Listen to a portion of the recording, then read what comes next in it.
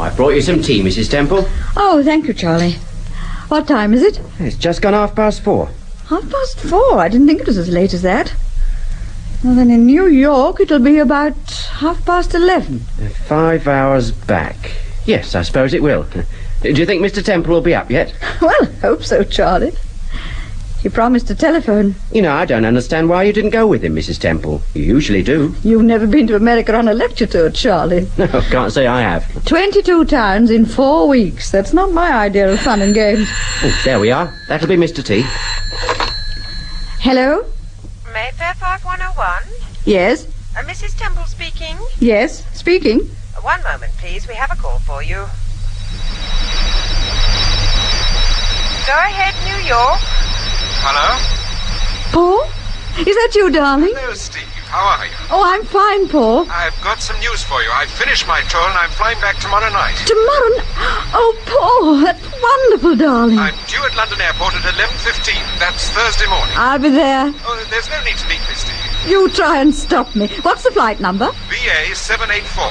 It's a BOAC flight. BA 784, due in at 11:15. Okay, sweetie. Oh, what do you mean, okay? I'm the one who should sound American. All right, Steve. See you Thursday morning. Goodbye, darling. Goodbye, dear. Have a good trip. Now then, Mrs. Temple, what about this nice cup of tea? You drink it, Charlie. I'm going to have a nice dry martini.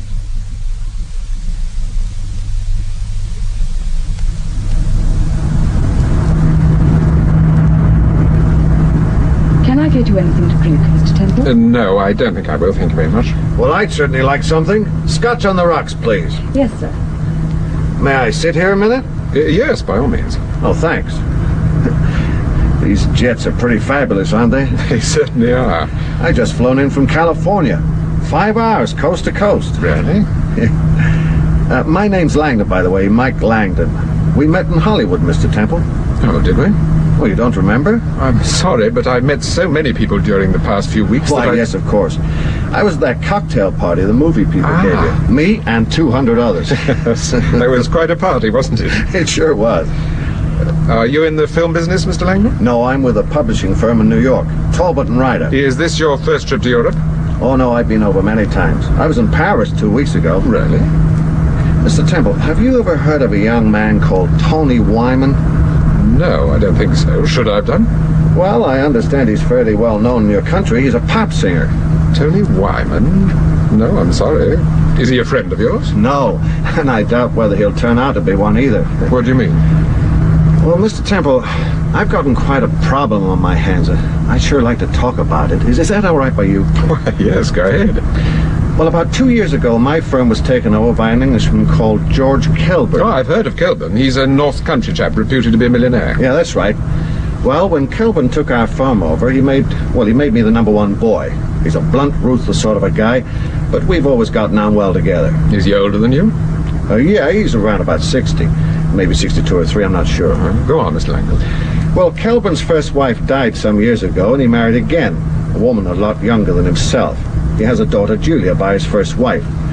Julia's about 21, young, attractive, and hopelessly spoiled. Not unusual. No, I suppose not. Well, to cut a long story short, Julia's got herself tangled up with this nightclub singer called Tony Wyman. And she told dear old Pappy that she intends to marry the guy. And Kelburn's against it? Against it?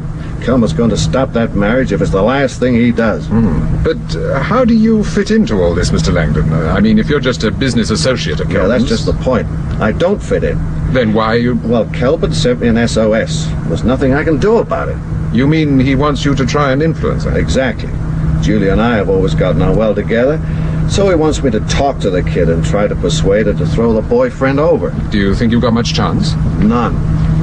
According to all accounts, she's nuts about this guy, Tony Wyman. You seem to be in quite a spot. Yeah, you can say that again. If I refuse to help Kelburn, he'll put me on the spot business-wise. There's no doubt about that. I know Kelburn. On the other hand, if I get mixed up with it and make a hash of things, which is more than likely, it's going to Well, it's not going to do me any good either. And how does Kelburn's wife react to all this? Oh, Linda takes the point of view that Julia's 21 and she can do what she likes anyway. Well, there's no point in anticipating trouble, Mr. Langdon.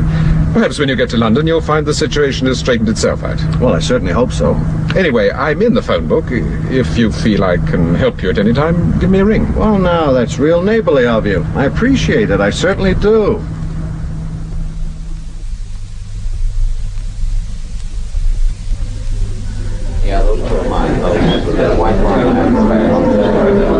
Ah, there you are, Mr. Temple. I see you got through the customs all right. Yes, thanks, but I'm still trying to find my wife. We appear to have missed each other. Is there anything I can do? No, thanks. I'm just going across to the other building to see if she's there.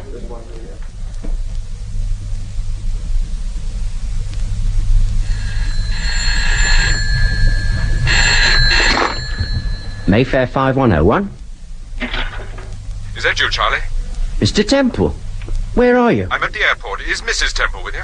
Well, I know. I thought she'd be with you. She left here about 2 hours ago. Did she take the car? Yeah, the little runabout. You're sure she knew the time and the place? Yeah, she knew the time and place, all right. She'd been talking about nothing else for the past 24 hours. I see. Did she say whether she had any calls to make? No, but I don't think she had. I hope there hasn't been an accident. Yes, I hope so too, Charlie.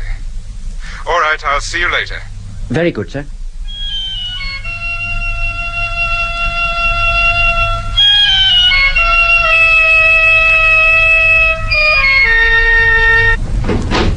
Come in, Sir Graham. It's very good of you to come at a moment's notice. My dear fellow, I'd have got here sooner, and I was on my way home when your message came through. I understand there's no news, Mr. Temple.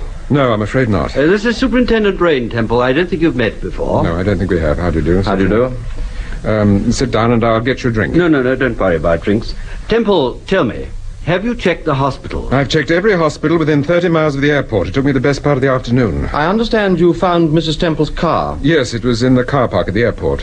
The attendant remembered her arriving about half an hour before my plane was due.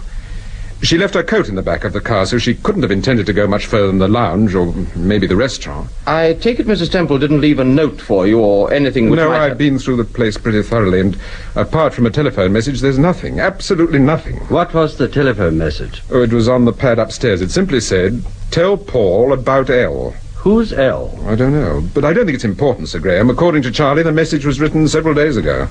Well, I'm sorry, Mr. Temple, but it looks as if we shall have to face the facts. Your wife's obviously been kidnapped. Now, the question is... Hello? Hello? All right. Go ahead. Talk to him now. Hello? Who is that? Is that you, Paul? Steve! Is that you, Steve?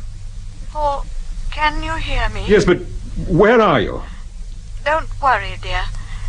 There's nothing to worry about. Yes, but Steve, where are you speaking from? I'm perfectly all right. Now listen, there was a man on the phone. I heard his voice. Who was it? Paul, don't try to get... Darling, please tell me, where are you? Oh, Paul. Oh, my God. What's happened? The line's gone dead. Replace the receiver, Mr. Temple, in case she tries to ring back. Temple, you said something about a man. Was there someone with Steve? Yes, I heard a voice just as I picked up the telephone. It sounded as if someone was telling it... Hello? Take it easy, Temple. Hello? Paul, Steve, where are you speaking from? I don't know the number. Darling, look at the dial. It's a call box. Yes, but where is it? I'm trying to concentrate. Is there anyone with you? No, not now, darling. Well, where's the telephone box, Steve? It's at Euston. It's near the station. Yes? Please come and fetch me, darling. I'll wait for you in the station, near the bookstore. I'll be there in 5 minutes. What's happened? She's at Euston Station. Right, come on, Temple. Rain, get through to the yard. We'll see you at Euston.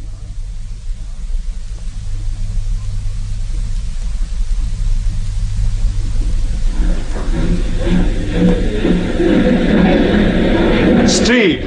Oh, Paul, darling. Steve. Oh, thank God we found you. Are you all right, Steve? Yes, Sir Graham, I'm just a little tired, that's all. What's happened? How did you get here? Who is that man I heard on the phone? Wait a moment, Temple. I think perhaps we better get her home and let a doctor see her before we start asking too many questions. Oh, yes, of course. You're absolutely right, Sir Graham. Come on, darling. Let me help you, Mrs. Temple.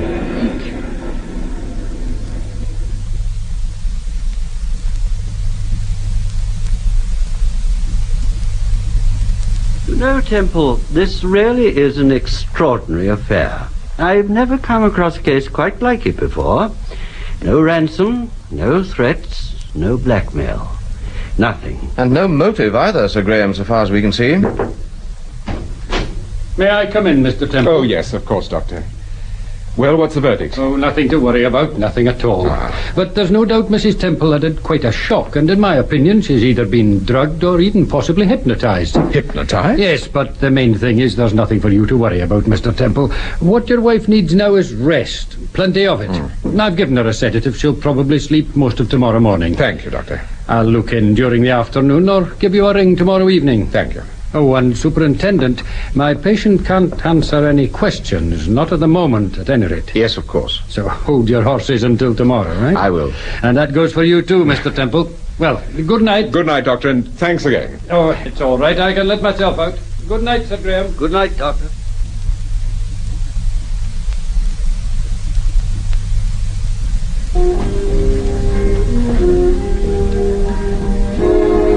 Paul?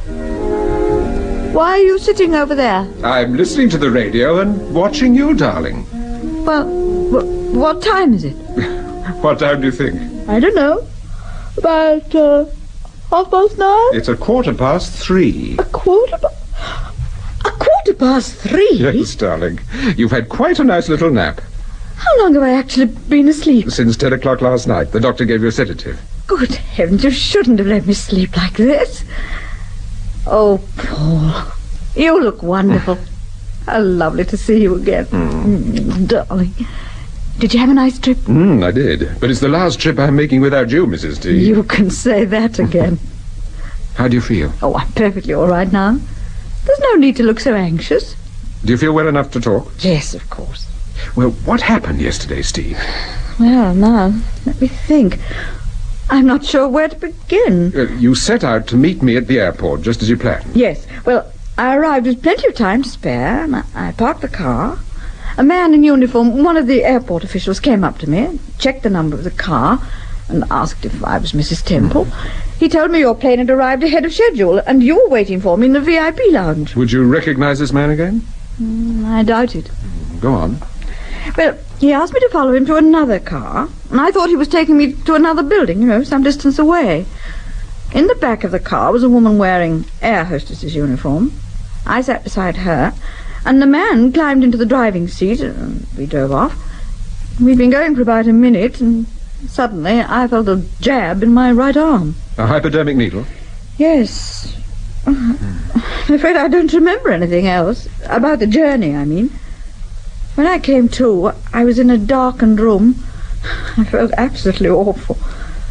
After a while, a man came into the room and gave me a drink. I don't know what it was, but it certainly made me feel better. Was the man the phony airport official? I couldn't see him very well, but I don't think it was.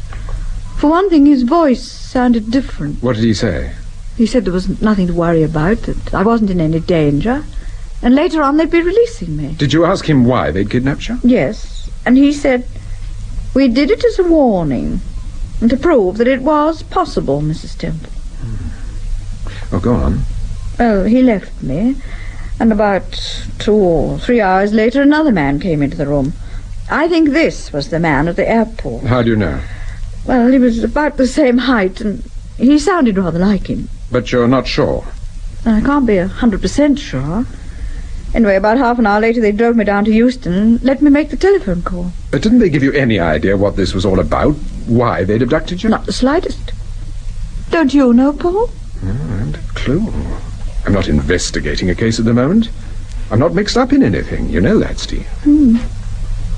If only I could remember more details. Well, don't worry about it. You're all right. That's the main thing. Oh, yes. Hey, you must have been pretty worried. Oh, not really, darling. I just went berserk. Oh, by the way, I put your coat in the wardrobe. My coat? We found it in the back of the car when we collected it from the airport. But I didn't take a coat with me. Yes, you did, Steve. Here it is. Well? That's not my coat. It is, Steve. It was in the back of the I car. don't care where it was. It isn't my coat. You sure, dear? I'm positive. Is there anything in the pockets? No, nothing. Well, there should be a maker's name on the back of the collar. Or Yes, I'm just looking for it. Ah, here we are. Margo.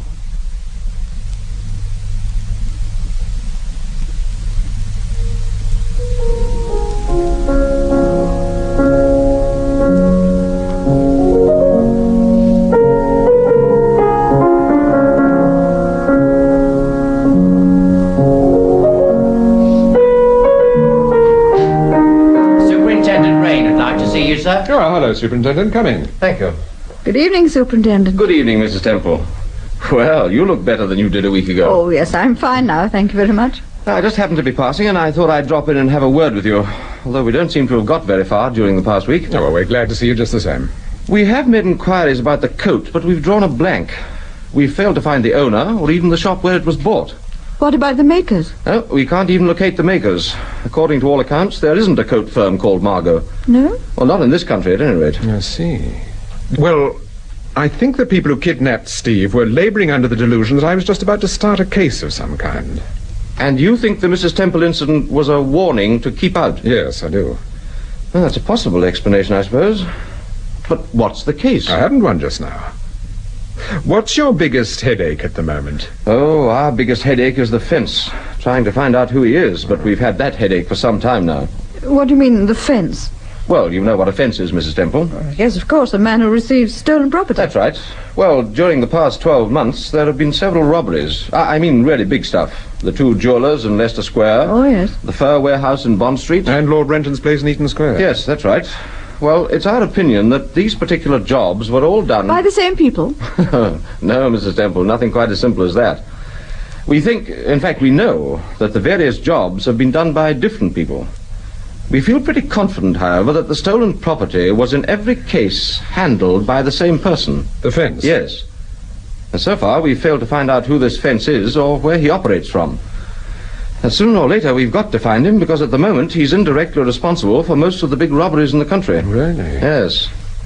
Still, we've no reason for thinking, but no proof, that Mrs. Temple's experience had anything to do with the fence. No, I agree, Superintendent. Oh, but there was one thing I wanted to ask you. Yes?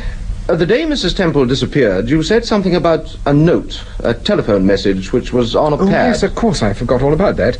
There was a note, Steve. It said, "Tell Paul about L." Oh, yes, that was Linda Stafford. She telephoned one morning, said she wanted to see you. You seemed very disappointed when I said you were in New York. Who's Linda Stafford?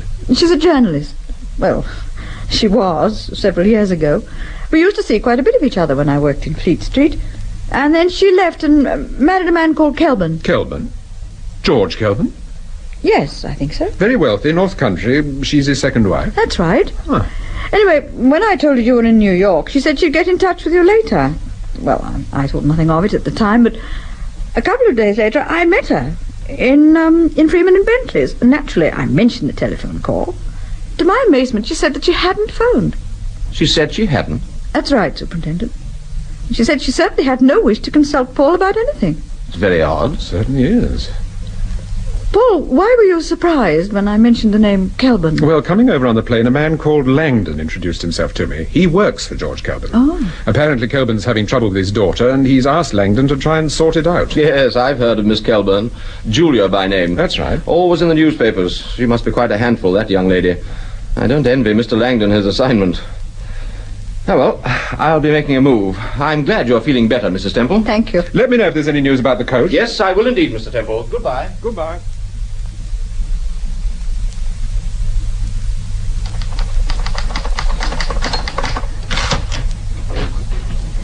I think I'm going to bed now, Paul. Yes, all right, dear. I'm just finishing a couple of letters. Oh, Steve, how well do you know Linda Kelburn? We used to see quite a bit of each other in the old days. But We were never close friends. What's she like? Attractive, I suppose. A little too self-centered for my liking. She's looking quite a bit older these days. Aren't we all? Were you surprised when she married Kelvin? Well, quite frankly, I'd never heard of him. Are you in or out, Mr. Temple? At a quick glance, I should say we're in. Well, there's a Mr. Langdon I'd like to see you. Looks like a Yank to me. Yes, he is a Yank, as you so elegantly put it. Show the gentleman in. Langdon, is this the man that you met on the plane? Yes. Did you ask him to call? Well, not in so many words, but I said if I could be of use any time, I'd be pleased to see him. Mr. Langdon, sir. Ah, hello, Langdon. Come in. Oh, thanks. I don't think you've met my wife. No, I haven't had that pleasure. I'm very happy to know you, Mrs. Temple. How do you do, Mr. Langdon? Can I get you a drink? No, thanks. I've already had more than my share this evening, which isn't surprising considering. Why, is the Kelvin business getting you down? Yeah, it certainly is. Oh, you've seen Juliet, I take it. Yeah, half a dozen times, and it's hopeless. She has every intention of doing precisely what she wants. Ah. And what about the young man she's keen on, Tony Wyman? Well, I went to see Wyman last night. Where? At the hide-and-seek? That's right, Mrs. Temple. I arrived at the club about 12:30, and Wyman was just finishing his act. I'd already telephoned the manager to say I wanted to have a word with him.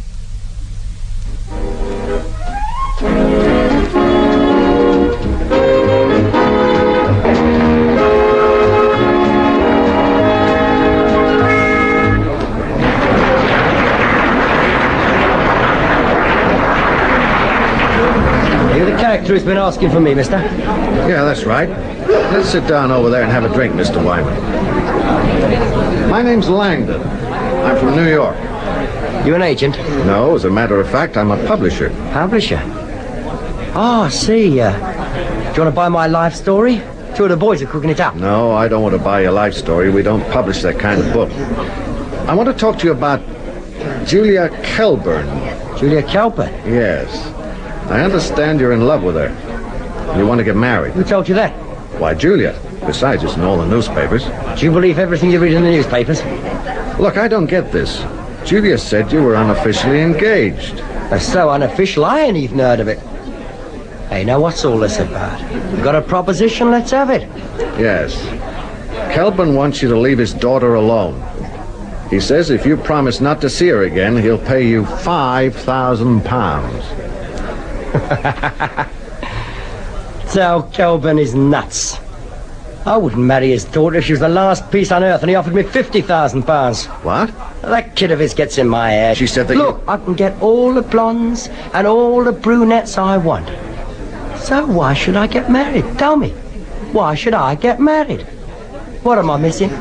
Kelburn's a wealthy man. I thought maybe Lolly? you might be... Ah, who worries about lolly? I got more lolly than I know what to do with. Tell Mr. Kelburn he can keep his 5,000 knicker, and that goes for his daughter, too. All right. I'll deliver the message, Mr. Wyman.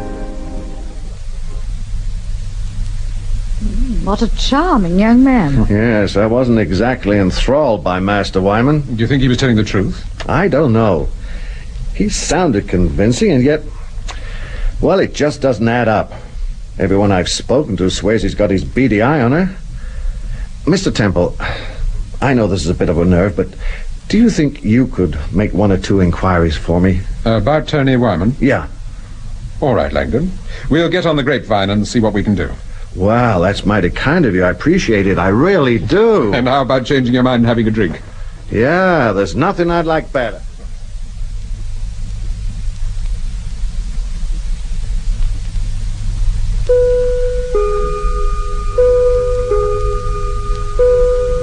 Are you awake?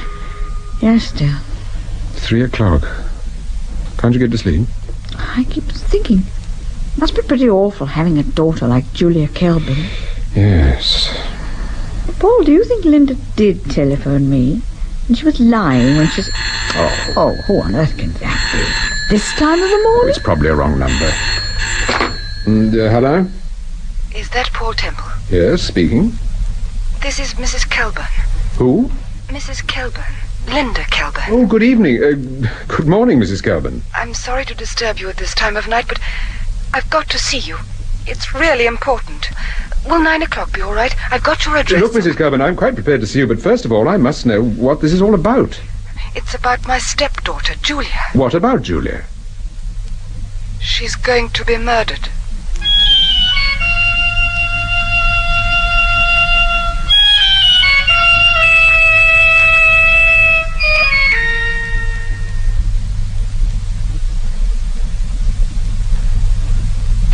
Hello, Steve. You're nice and late this morning. Yes, I know, but I didn't get to sleep until 5 o'clock. What time is it, anyway? 9:20. Goodness, we are late. And so's your friend Linda Kelburn. She said she'd be here. Oh, this will be her now. Do you want me to stay? Yes, of course.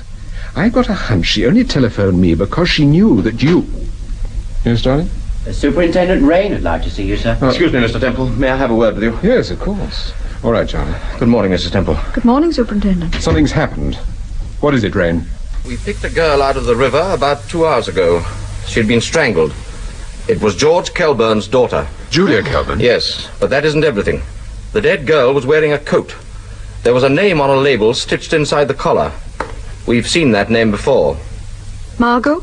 Yes, Mrs. Temple. Margo. I see. Now, let's think this out. About a week ago, Steve was kidnapped by persons unknown and then suddenly released. Yes. Our only clue was a coat found in Steve's car. Inside the coat was this name, Margo. And we tried to trace the name, but failed. This morning, however, we came across the name again, on Julia Kelburn. Well, there's one person who won't be surprised by the murder, Superintendent. That's Julia's stepmother, Linda Kelburn. Why do you say that? She telephoned and made an appointment to see me at 9 o'clock this morning. When I asked her why she wanted to see me, she said it was about Julia, who was going to be murdered. What time did Mrs. Kelburn telephone you? About 3 o'clock this morning. Well, this is extraordinary. I've seen Mrs. Kelburn about an hour ago. I went to the house in Eden Square. She didn't say anything about telephoning you. On the contrary, she seemed staggered by the news of the murder. She never mentioned the phone call? Well, not a word. How did Mr. Kelburn react? Well, he was pretty badly shaken, of course, but I had the impression he'd been worried about his daughter for some time. She mixed with a pretty shady crowd, you know. Yeah, she was friendly with a man called Tony Wyman. Yes, I'm checking on Mr. Wyman. I've got an appointment to see him. Excuse me. Hello? Paul Temple? Yes, speaking. This is Mike Langdon. I got some terrible news. Oh, we've heard about Julia Kelburn. The superintendent's with me now. Oh? Then I expect he's told you all the details. Well, yes. It's a pretty awful business, Langdon.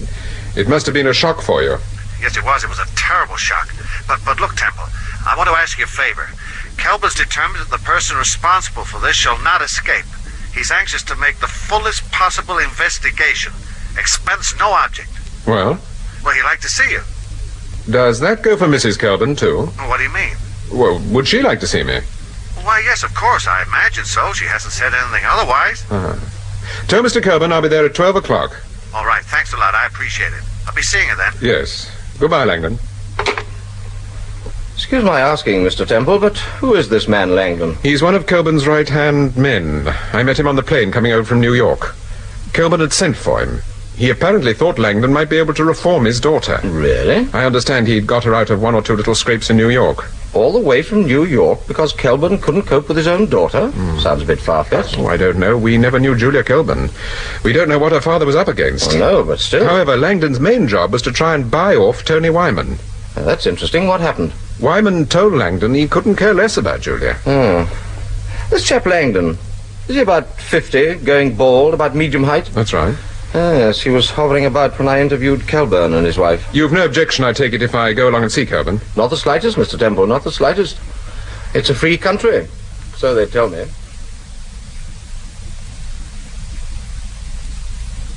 It isn't that I mistrust the police, Mr. Temple. I just think that a case of this kind demands a more imaginative approach than the average police inspector is capable of. Now, George, let me... Mr. Kelburn, I've worked with the police now for many years, and I can assure you that the majority of men at Scotland Yard are shrewd, intelligent, and highly efficient. Efficient, yes, maybe, but slow. That's the trouble, slow. My daughter's been murdered, Mr. Temple, my only child. I'll give anything to find the swine responsible for that murder. Just name the fee. You don't solve a case of this kind simply by paying someone a fat fee, Mr. Kelburn. The whole... Oh, there you are, Linda. Mr. Temple, may I introduce my wife? Oh, how do you do, Mrs. Kelburn? I believe you know Steve. I do indeed. Is she well? Thank you, yes. She was looking forward to seeing you this morning. This morning? Yes, we were expecting you to call at 9 o'clock as arranged, but obviously this business... I'm sorry, Mr. Temple, but I don't understand. Were you under the impression that my wife was coming to see you? I was indeed. What gave you that impression? The fact that she telephoned me in the early hours of the morning and said that she wanted to see me. I telephoned you? Yes. When? About 3 o'clock this morning. But that's nonsense. I can assure you that my wife didn't phone you, Mr. Temple. How are you so certain? Well, because we occupy the same bedroom. If she'd made a telephone call at that hour of the morning, I'd certainly have known about it. What exactly am I supposed to have phoned you about? You told me that you suspected that your stepdaughter was going to be murdered. She told you? Are you serious, Temple? But this is ridiculous. Wait a minute, George. This is the second time I'm supposed to have made a mysterious telephone call. I met your wife a couple of weeks ago, and she had some strange story about having spoken to me on the phone, and my saying I wanted to see you. And you didn't want to see me? Of course not. I didn't even phone. Someone did. It certainly wasn't me. Mrs. Coburn, your husband has asked me to investigate this affair, and I think perhaps you might be able to help me. How exactly? Well, you can start by telling me where Julia bought her clothes. I'm afraid I don't know. Could you find out? Yes, I suppose so. I'm interested in the coat she was wearing at the time of the murder. There was a label inside with the name Margo on it. Margo? Yes. Does that name mean anything to you? No, I'm afraid it doesn't. But I'll make inquiries if you like. I'd be grateful if you would. You have my phone number, Mrs. Coburn, if you want to get in touch with me. Yes. No, I'm afraid I haven't. Oh, well, it's in the book. Now, if you'll excuse me, I have a lunch appointment. Goodbye, Mrs. Coburn. I hope to hear from you.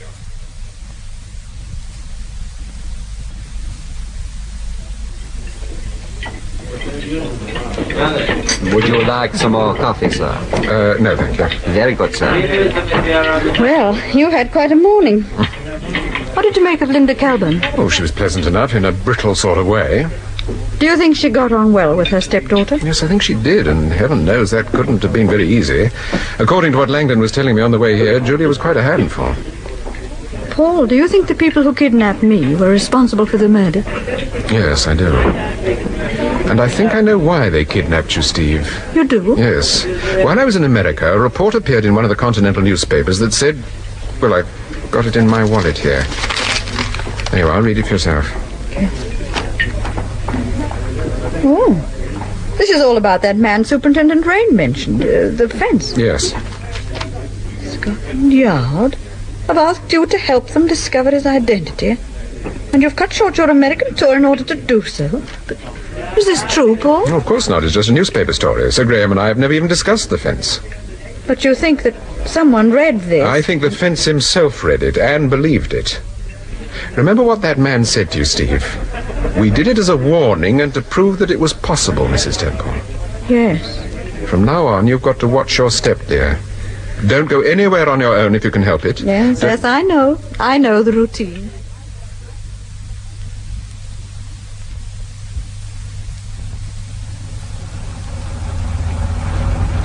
My Timothy, this traffic really is appalling. Relax, darling. I don't mind driving. I'm delighted to hear it. This is always the worst bit, anyway. Ah, that's better. We're on the move now. It's all right, Steve. Your hat is on straight. My hat? I saw you staring in the mirror. As a matter of fact, I was looking at the car behind. The one driven by the young man in dark glasses? Yes.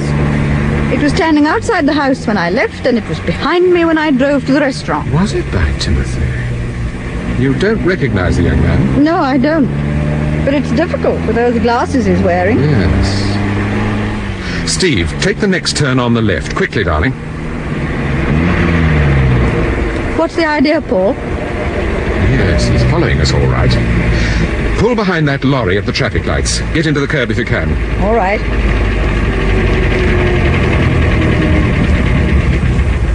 What are you going to do? I'm getting out. You drive straight home, Steve. Yes, but what are you going to do? See you later, dear.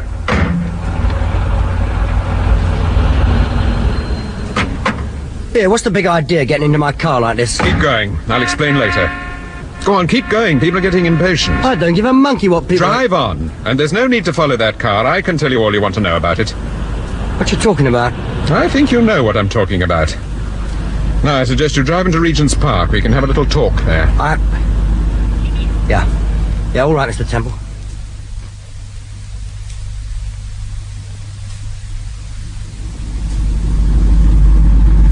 I should switch the engine off, Mr. Wyman.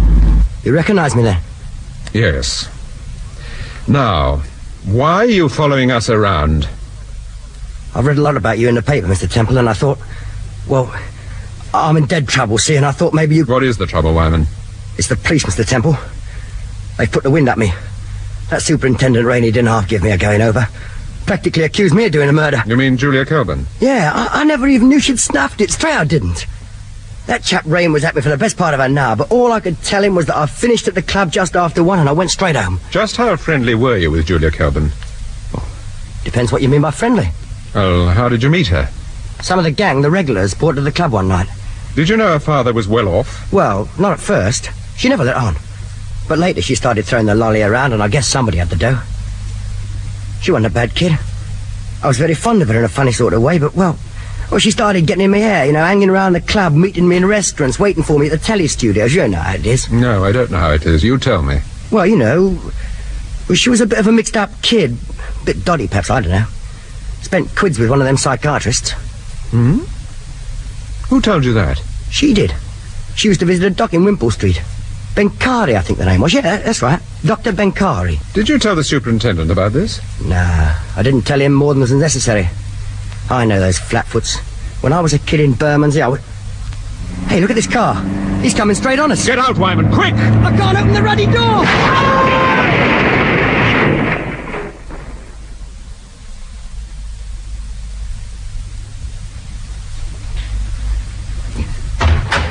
Ah, there you are, Mr. Temple. How is Wyman, Doctor? Oh, he'll be all right. He got rather a nasty cut above his right eye, and he's shaken up quite a bit. I've given him a sedative.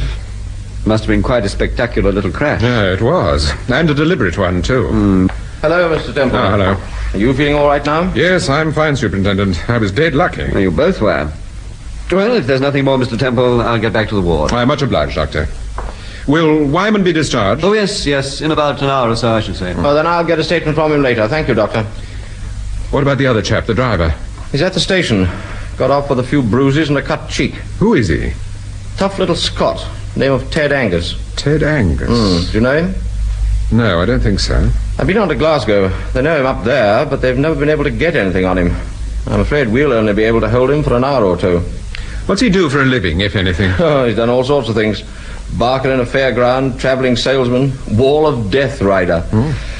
According to Glasgow, he's suspected of being mixed up in 1 or 2 smash-and-grab jobs, but he's always got clear.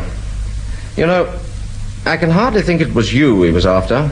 It was Wyman's car. Maybe you're right. I'd like to phone my wife, then perhaps I could have a word with Angus. Yes, of course. You can phone Mrs. Temple from the station.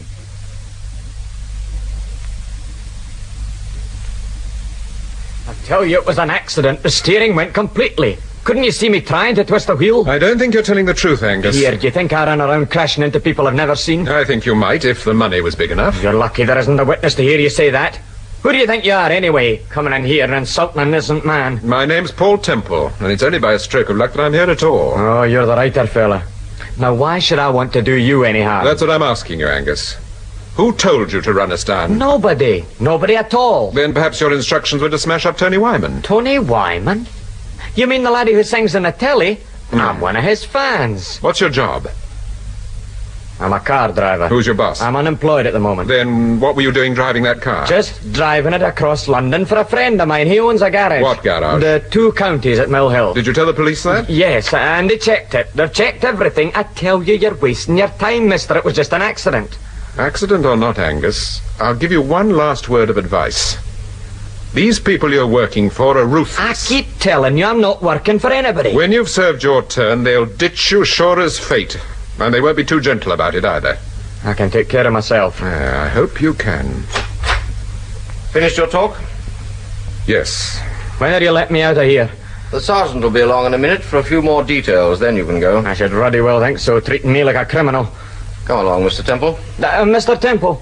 Yes? Have you heard how young what's-his-name is? His name's Wyman. I thought you were a fan of his.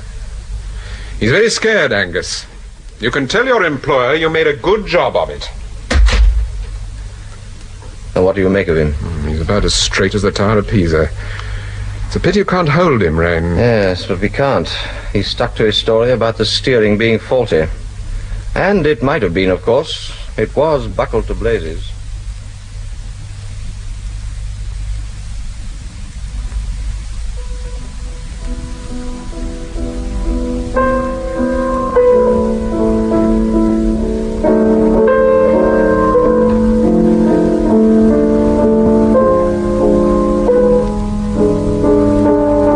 Timothy, Steve, you're in a depressing mood this evening. Yes, I know. I keep thinking about that car accident. It might have been fatal, darling. Well, it wasn't, so cheer up. Well, I should have thought the police could have held that man Angus on some charge or other. Well, yes, Charlie? I found it, Mr. Temple. What's that? It's the telephone number you wanted. Ah, good. Here we are, sir. Dr. Benkari, 134 Wimpole Street. Ah, yes, that's it. Thank you, Charlie. Anything else, Mr. Temple? No, that's all, thanks. Leave the book. Right, sir. What's all this about? Tony Wyman told me that Julia Kelburn consulted a psychiatrist, Dr. Benkari. I thought it might be quite an idea if I had a word with him. Why? Well, for one thing, I'd like to know what she consulted him about. Hello? Welbeck 9291. Dr. Benkari's house? That's right.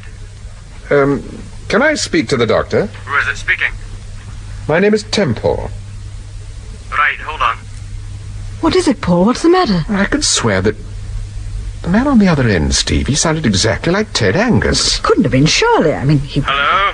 Who is that, please? Is that Dr. Benkari? No, this is Dr. Benkari's secretary. The doctor's out of town. Oh, well, my name is Temple. I'd like to make an appointment. Then I suggest you phone again towards the end of the month. But surely... Any time after the 25th. I shall be pleased to make an appointment for you then. But I'm afraid that's too... Goodbye, Mr. Temple. Well, I'm blowed. What did he say? He cut me short and rang off. Why, Timothy, if he's the secretary, I wonder what the doctor's like. Yes, Charlie? There's a Mrs. Kelburn called. She says she'd like to see Mr. Temple. Oh, show her in, Charlie. Yes, Mr. Temple. Are you expecting Linda? No, but I told her to phone me if she had any information about where Julia bought her clothes. I thought Mrs. Kelburn, sir. Hello, Linda. Hello, Steve. How are you? I'm fine, thank you. Mrs. Kelburn, let me get you a drink. No, I won't, thank you. I'm in rather a hurry. I'm dining with some people at Hampstead. Mr. Temple, I've made one or two inquiries about Julia's clothes, and I've been through her wardrobe. Thank you. There's nothing with the name Margo on it, but I've discovered that most of her clothes, most of the respectable ones at any rate, were bought from a shop in Bond Street called Daphne Drake. Oh, I've heard of it. It's a very good shop. Yes, I think it is, although I don't go there myself. Did Julia have many clothes? Yes, she did. And she was a frightfully erratic sort of person. She'd probably wear nothing but jeans and a sweater for a month or so, and then suddenly buy herself half a dozen dresses and suits. There's no telling what she'd do. Unfortunately, it wasn't only her clothes that she was erratic about. What do you mean? Well, she wasn't exactly careful about her choice of friends, was she? No. Of course, the trouble was George wouldn't take her in hand. He wouldn't hear a word against her. Understandable, I suppose, but rather irritating at times. Did you try to take her in hand, Mrs. Kelburn? No, it wasn't my job. But you were quite good friends. Oh, yes, we were, considering. But the trouble really started when George got a bee in his bonnet about this Tony Wyman person and tried to lay the law down.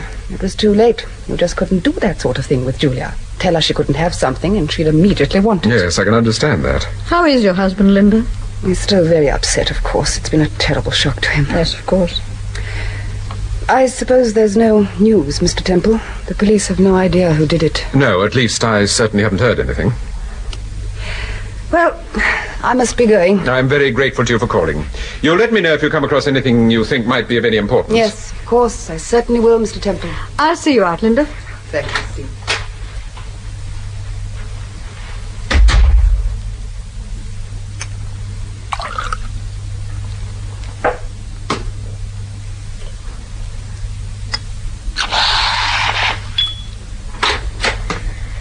Well? I hope dear Linda enjoys her dinner. You didn't like her, did you, Paul? No. But I'm glad she called. I wonder if this Daphne Drake place is worth investigating. Well, I can tell you one thing. The coat that was left in my car at the airport wasn't bought from Daphne Drake's. How do you know? Oh, it isn't their sort of thing. They're much more expensive. They have some really lovely stuff. You know, I think I ought to go along there tomorrow morning. Why? Well, to make a few inquiries. I know the sort of inquiries you'd make. Still, it's not a bad idea. Thank you, darling. But, Steve... Yes, dear? One dress. One only, remember.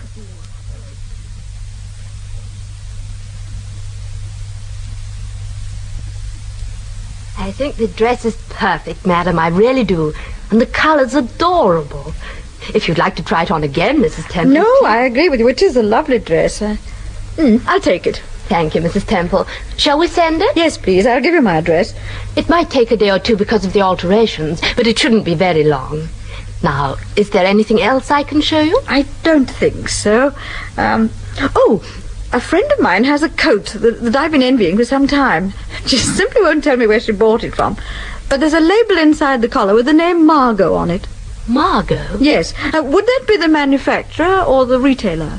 I really couldn't tell you, Mrs. Temple. Margo? Yes. No, I'm sorry. I've never heard the name before. Of course, we have some very nice coats if you... Yes, what is it, Jane? Excuse me, Miss Elsie. The fitter says Dr. Benkari's coat is ready. She wants to know if the doctor's calling for it. No, I promised her we'd post it to the Westerton address. Oh, very good, Miss Elsie. Now, if you'll be good enough to come this way, Mrs. Temple, I'll show you some of our coats. We have a small but very lovely selection.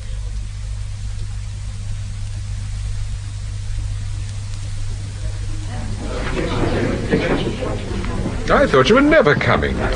Did you buy up the whole shop? No, darling, I didn't. Can I get you anything, madam? I'd like a dry martini, please. Dry martini, and I'll have the same again. Yes, sir. Well, Steve? I've got some news for you, Mr. Temple. About Margo? No, they've never heard of the name. At least they say they haven't. But I'll tell you who they have heard of, Paul. Who? Dr. Benkari. Dr. Benkari? Yes. She's a customer of theirs. She? I took it for granted Benkari was a man. So did I. Oh, Timothy, I must watch my step. I'm slipping, Steve. Well, go on, tell me, what happened? Dr. Benkari bought a coat from Daphne Drake's, and they were asked to post it to her. She's living in the country at a place called Westerton. Westerton? Where is that? The name seems familiar. It's in Kent, about 40 miles from here. Rather a nice little place. There's a very good pub there called the Red Hart. I used to know the landlord, a man called Harkett. Oh, I remember the Red Hart. We stayed there one weekend about 6 or 7 years ago. Yes, that's right. Now I could ask you to autograph one of your novels. You split the ink all over it. Yes, that's the chap. Steve, I'm very interested in this Dr. Benkari for several reasons. One, Julia Kelburn consulted her. And two, I still think it was that chap Angus who answered the telephone. Which means, I suppose, that we are going to spend the weekend at Westerton. Yes, darling, I'm afraid it does.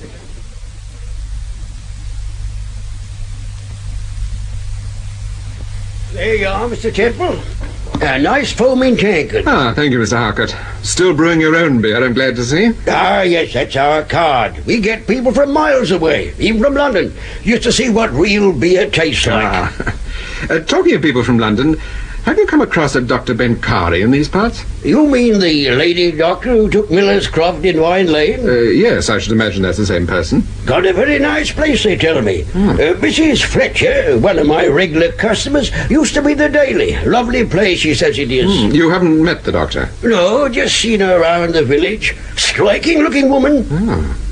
Has she many friends? Locally, I mean. No, I reckon Mrs. Fletcher knows her as well as most, although she don't work for her now. Hasn't been up there for almost a year. Always speaks well of the doctor, though, does Mrs. Fletcher. Says she's a real lady. Where is Vine Lane? It's about 4 miles from here. The cottage stands on its own. Wouldn't be another house for about a quarter of a mile. Sounds very lonely. Oh, it is, Mrs. Temple. But it's very pretty. Mr. Harcourt? Come in, Maisie. Excuse me, Mr. Temple. Yes, of course. Let me know what you think of the beer, sir. Yes, all right, I will. Are you going to see this, Mrs. Fletcher? Well, I might do later, darling. It was a bit tricky. I don't want to attract too much attention. Well, what do you think of the beer, Steve?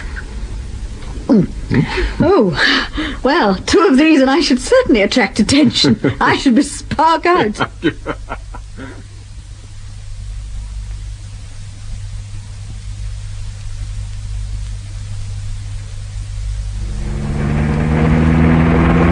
They certainly should be able to brew good beer in these parts. I've never seen so many hop fields. What's that sign say, darling? Where? Oh, I see. Vine Lane? I think we'll park on the grass verge here and take a little stroll. It's getting rather dark. Not very. In any case, I've got a torch. It'll do us good to stretch our legs.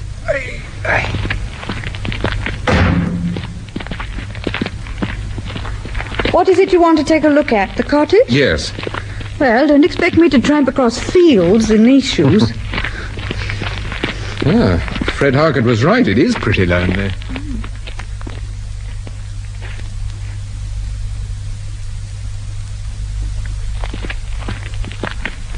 Do you want to go any further, Paul? We'll go just as far as that tree, Steve, and then we'll turn back. It's funny, we haven't seen the cottage. Yes. Wait a minute. I can see a light through the tree. Yes, there it is. Ooh, still quite a long way away. Yes, and it looks to me as if... What was that? Someone calling. It's over there, behind the hedge. Yes. Give me your hand, Steve. Have you got the torch? Yes, come on.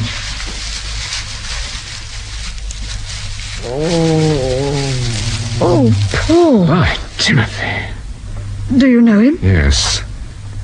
Who is it? It's Ted Angus. Ted Angus? Yes, just look at him. He's really been beaten up, poor devil. Don't hurt me. Please don't hurt me. No, it's all right, Angus. It's all right. No one's going to hurt you. This is Paul Temple. You remember? We met at the police station. Oh, I remember.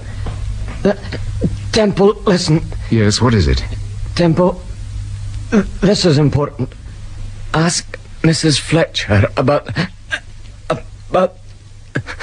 Go on, Angus. I'm listening. Ask Mrs. Fletcher about the coat. The coat? What do you know about the coat, Angus? Angus? It's no use, Paul. He's unconscious. Yes. What are we going to do? I don't think we ought to move him.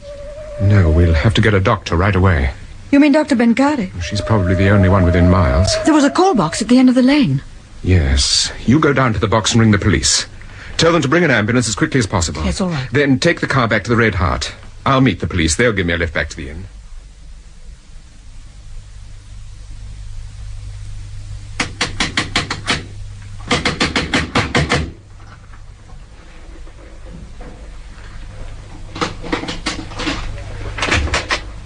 Who are you? What do you want? Is this Dr. Benkari's house? Yes, it is. I must see the doctor. It's urgent. The doctor isn't very well. She isn't receiving visitors tonight. Don't you understand? This is an emergency. There's a man very badly hurt, probably dying. Will you please do as I say and fetch the doctor? I've told you she's lying down. She's not well. Mary, what is all this noise? What is going on here? Dr. Benkari? Yes. My name is Dr. Benkari. Paul Temple. Temple? You never said your name was Temple? There's something wrong, Mr. Temple. Yes, there's a man in the wood at the back of your house. He's very badly injured. He was unconscious when I left him. I'll get my bag, Mr. Temple. I'll be with you in a moment. Thank you, Doctor.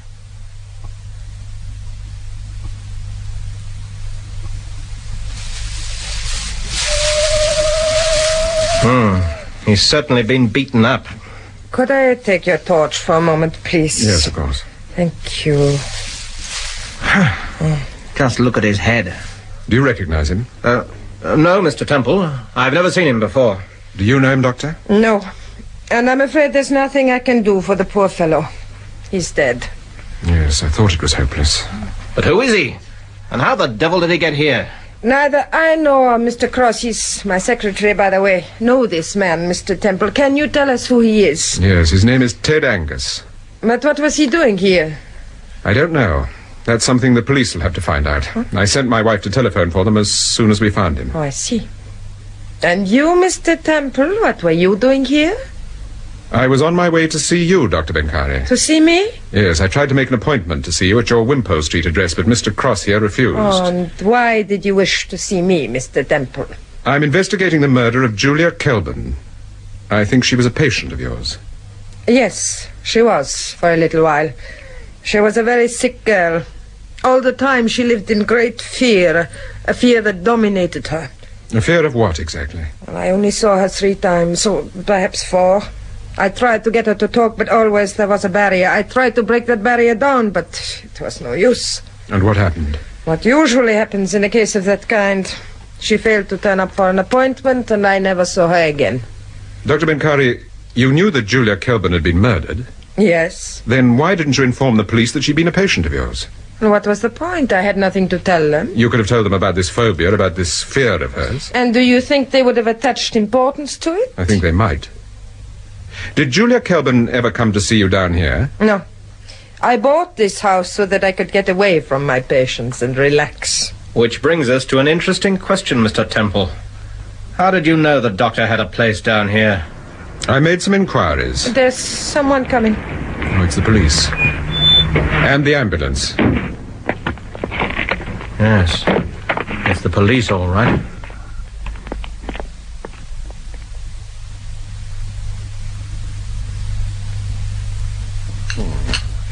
It was jolly good of Mrs. Harker to send this coffee up. It's just what I needed. Yes, it's been quite a night. Paul, what did you make of Dr. Benkari? Oh, she's a curious, rather mysterious sort of individual. I certainly didn't like the character who calls himself Larry Cross. That's her secretary. Yes, but he doesn't look like a doctor's secretary. Doesn't look like anyone's secretary. Oh, he's a tough egg if ever I saw one. Did you tackle him about Ted Angus answering the phone at the Wimpole Street address? No, because they both said they'd never seen Angus before. What about the local police? Did they know Angus? Well, the inspector was inclined to be a bit cagey.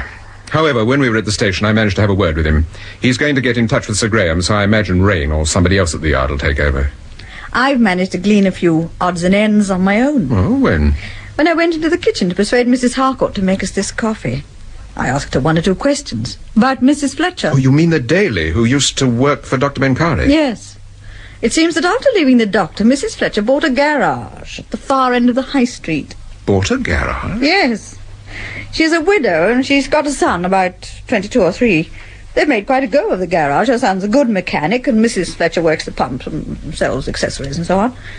But what intrigues all the locals is where she got the money to buy the garage in the first place. Well, perhaps she borrowed it. But a Daily woman wouldn't find it easy to raise that sort of money.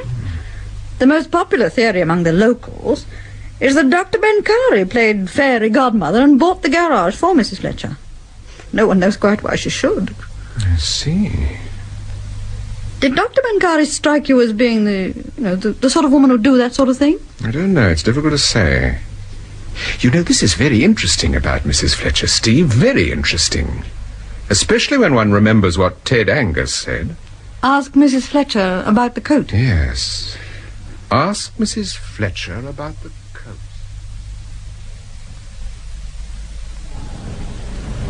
Fred's just bringing your cases down, Mrs. Temple. Oh, thank you, Mrs. Harcourt. I do hope you'll come and stay with us again. I hope so, too. We've been very comfortable. You want to come in the spring, Mrs. Temple? It's lovely round here when the orchards are in bloom. Yes, I'm sure it must be.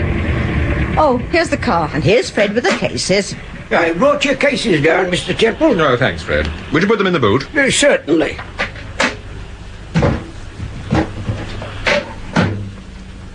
Mr. Temple. Yes, Fred? Do you think I could have a word with you before you leave?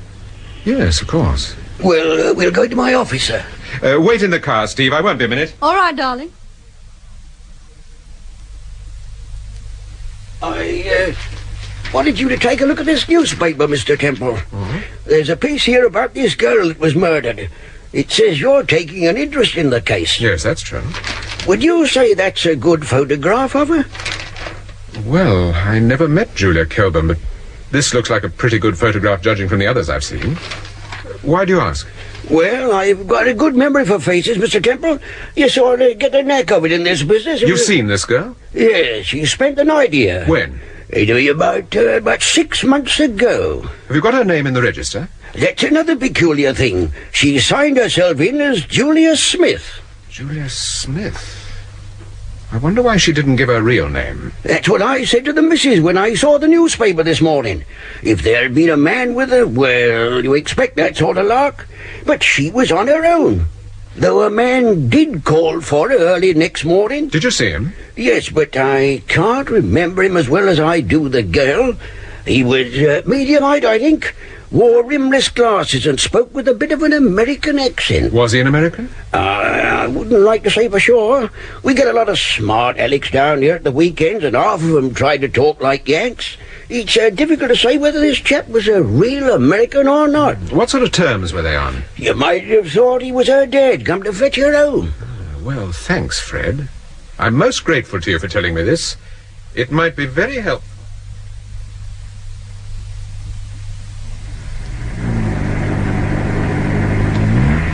You did say the garage was at the end of the high street. That's what Mrs. Harcourt said. Well, unless it's round the corner, I shall begin to think we're driving the wrong way. Yes. Paul, that man you were telling me about, the man Fred Harcourt mentioned, he sounded to me like Mike Langdon. Yes, that's what I thought. Was Langdon over here 6 months ago? He could have been. He travels quite a lot. Oh, turn left, Paul. Look, there's the garage. Ah, yes.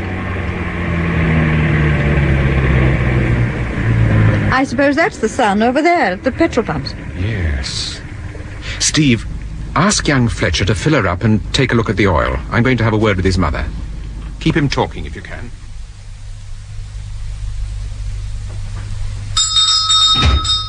Oh, good morning. Do you sell cigarettes? Over this side, sir. Ah, yes, thank you. I'll have 20 of those, please, the filter tips. Thank you, sir. Your change. Thank you.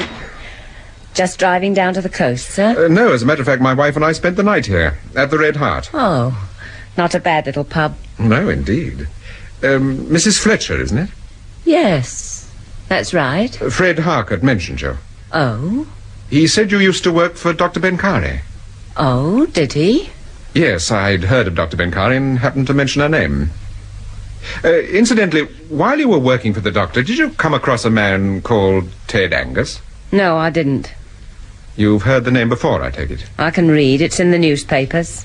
Yes, Angus was murdered last night, in the wood not far from Dr. Benkari's place. Yes, I know. But you'd never heard of Angus until you read about him this morning? No, I hadn't. Are you a newspaper man? No. Well, you ought to be. You're nosy enough for one. Ma, could you, Oh, hello. Something wrong? This chap's asking me a lot of questions, Bill. I don't know who he is. Well, I do. You're Paul Temple, aren't you? That's right. Thought so. Your photograph's on the back of a book I've been reading. It's all right, Ma. He's nothing to do with the newspapers. Are you from the police, then? No, but I'm helping the police to investigate a murder case. Julia Kelvin. Oh, I read about her. Bit of a hot number, wasn't she? She was a patient of Dr. Benkari's. Go on, was she? Didn't know that, did you, Ma? No, I didn't. But then the doctor has hundreds of patients. She was good to Ma, the doctor was. That's Tom Easton's van. Go and see what he wants, Bill. Okay. Mrs. Fletcher, I don't want to make a nuisance of myself, but it might be worth your while to tell me one or two things. What things? My wife and I found Ted Angus last night. He'd been beaten up. Just before he died, he mentioned your name. Ted Angus did? That's right. You must be mistaken. No, I wasn't mistaken. Well, what did he say? He said, ask Mrs. Fletcher about the coat. What coat? What was he talking about? I don't know. I was hoping you'd tell me. I don't know what this is all about. It wasn't me he was referring to. It must have been another Mrs. Fletcher. I see. Very well. I'm sorry to have troubled you. No. Wait a minute. Yes? Have you said anything about this to the police or anyone? No, not a word, and there's no reason why I should. Look, here's my card. If you should remember anything about Ted Angus or Julia Kelvin, just give me a ring. Julia Kelvin? I never set eyes on the girl. She was never in these parts. According to Fred Harcourt, she was. Well, if you remember anything, give me a ring. It'll be worth your while, Mrs. Fletcher. I assure you.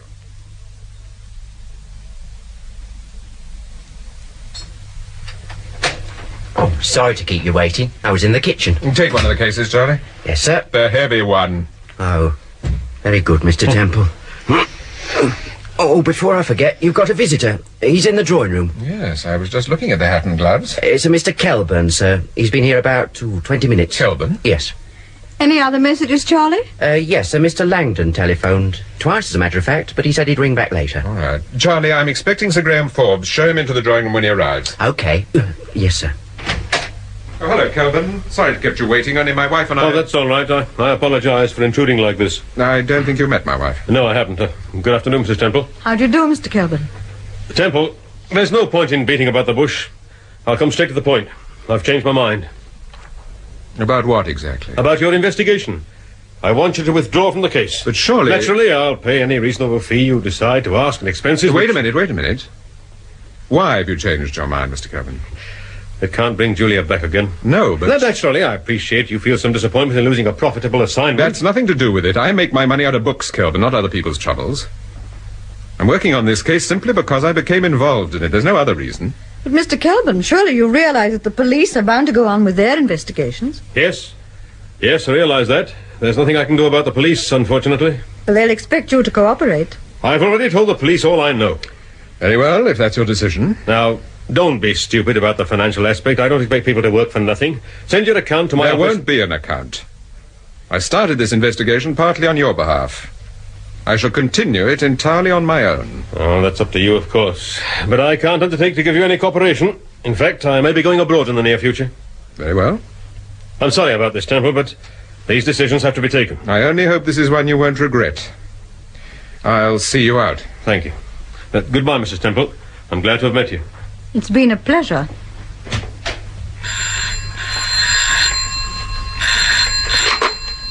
Hello? Mrs. Temple? Yes? Oh, this is Mike Langdon. Do you think I could have a word with your husband? Yes. Hold on. Who is it, Steve? It's Mr. Langdon. Oh, thank you. Hello, Langdon. I'm sorry I was out when you called earlier. Oh, that's all right. I just wanted you to know I'm going back to the States at the end of the week. I see. But I'd like to see you again if possible before I leave. Yes, of course. Why not come round straight away? Oh, thanks. That suits me fine. Then I'll expect you shortly. Right. Goodbye. Goodbye, Langdon. What did he want? He's going back to New York at the end of the week and wants to see me before he leaves. Well, having just met his employer, I feel quite sorry for Langdon. Although no doubt he can take care of himself. Yes, I think he... What is it, Charlie? It's Sir Graham, sir, and Superintendent Rain. Ah, hello. Come in. Ah, hello, Steve. Hello, Sir Graham. Good afternoon, Superintendent. Good afternoon, Mrs. Temple. I'll go and see about some tea, Paul. All right. Temple, was that Kelburn we saw getting into his car? Yes. He seemed to be in a bit of a flap. Yes, I think he is. He asked me to withdraw from the case, Sir Graham. He says he doesn't want me to make any further investigations. Why should he ask you to do that? He didn't say why, but I got the impression he was frightened. Frightened? Of what? I don't know. You mean you think someone's bringing pressure to bear on him? Yes, or he's just plain frightened. Perhaps he knew that Ted Angus... Yes, that's just what I was thinking, Temple. Tell us about Ted Angus, Mr. Temple. What exactly happened last night? Well, Steve and I went down to Westerton. You know why. I told you on the phone about Steve's visit to the dress shop and Dr. Benkari. Yes. Well, after dinner we went for a drive. I wanted to take a look at Dr. Benkari's place. We parked the car and walked through the wood towards the house. Suddenly we heard someone moaning. It was Ted Angus. He'd been beaten up. Then what happened? Steve went for the police and I fetched Dr. Benkari. Did she recognize Angus? She said she'd never seen him before, and that went for the secretary, too. The secretary? A deadpan character called Larry Cross. Did the doctor ask you what you were doing down there? Yes, she did. I said I was on my way to see her and that I wanted to question her about Julia Kelburn. How did she react to that? She wasn't particularly helpful. She said that Julia had some kind of a complex, and during 2 or 3 interviews she'd failed to get to the bottom of it. In other words, she stalled. Yes. Well, we know Miss Kelburn's trouble. We probably know why she consulted the doctor. What do you mean? Julia Kelburn was a drug addict. How did this come out? Medical report on the post-mortem. Oh, incidentally, keep this to yourself, Temple. Yes, of course. I wonder if Kelburn knows, and that's why he wants me to drop the case. Yes, it's a possibility. Well, let's face it. No one likes that sort of publicity. No. All right, I'll check on this Dr. Benkari, Mr. Temple, see what her background is. I'll let you know what we find out. Thank you, Superintendent. Oh, I meant to ask you, what about young Wyman? Is he all right now? Yes, he went back to work last night. I went to see him. Well? He didn't say much. I got the impression he thought that Angus had smashed into his car deliberately. That kid's scared. If we could get on the right side of him, I think he'd talk. Yes, that's my impression. He's at the hide and seek, isn't he? That's right, in Leicester Square. What time does he come on? Oh, about 11:30. What's all this about the hide and seek? Oh, we're talking about Tony Wyman, Steve. Oh, yes. How is he, Sir Graham? He's all right now. He's back at work. If you can call it work. No, it's work all right, Mrs. Temple. You should have seen him last night. The sweat was pouring off him. Charming. I'd like you to have another talk with him, Temple. Tonight, if possible. Yeah, it might be quite an idea. I'll get Charlie to book a table. I take it I'm in on this, Paul? Yes, of course. You can wear your new dress. I can't. It hasn't arrived yet. Oh, here's the tea. I don't think we can stop the tea, Steve. You see? Nonsense. Everything stops for tea in this house.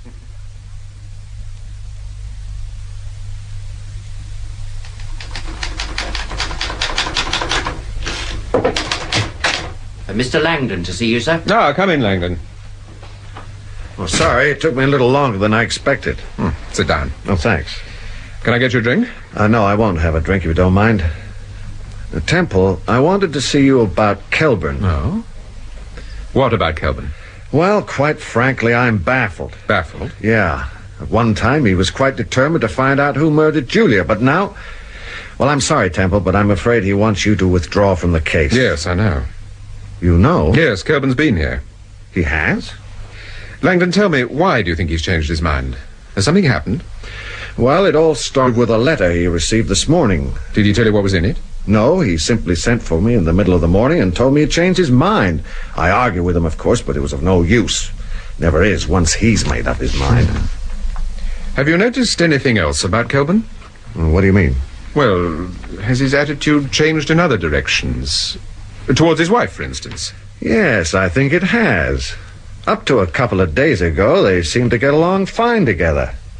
But on Monday night, I happened to go downstairs fairly late to collect a book I was reading. Well, they were in the drawing room and rowing like crazy. I only heard the tail end of it, but brother, it was one heck of a row. I heard Kelburn say, "If you go on like this, you'll finish up the same way as Julia."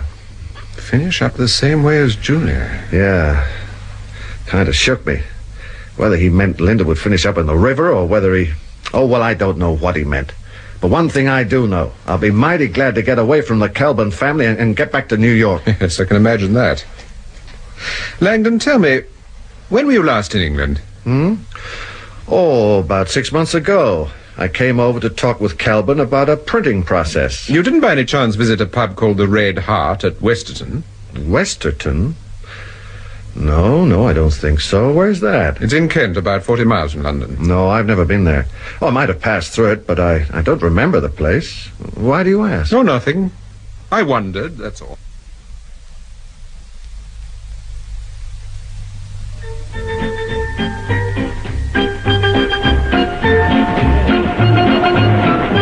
There's no sign of Tony Wyman. And it's nearly 40 minutes since he finished his act. What have he got, my lad? Well, if he didn't, I suppose... Oh, isn't this him coming across the floor? Sorry to have kept you, Mr. Temple. I had to make a couple of phone calls, then my agent popped in and I couldn't get rid of him. Still waiting for me, as a matter of fact, so I can only spare you a couple of minutes. Oh, that's all right, Margo. Sit down, won't you? Oh, I don't think you know my wife. No, I don't. Hello? Hello. We enjoyed your act. Thanks. Wasn't up tonight. I wasn't feeling too good. I expect you're still feeling a bit shaky. Yeah, I am. Doctor says I'm okay, but blimey, I don't feel it. I suppose you read about the man who crashed into us, Ted Angus? Yeah. He was murdered. Yeah, I know. Angus smashed into your car quite deliberately. He was out to get one of us, and I think it was you, Tony. Thanks, you've made my night.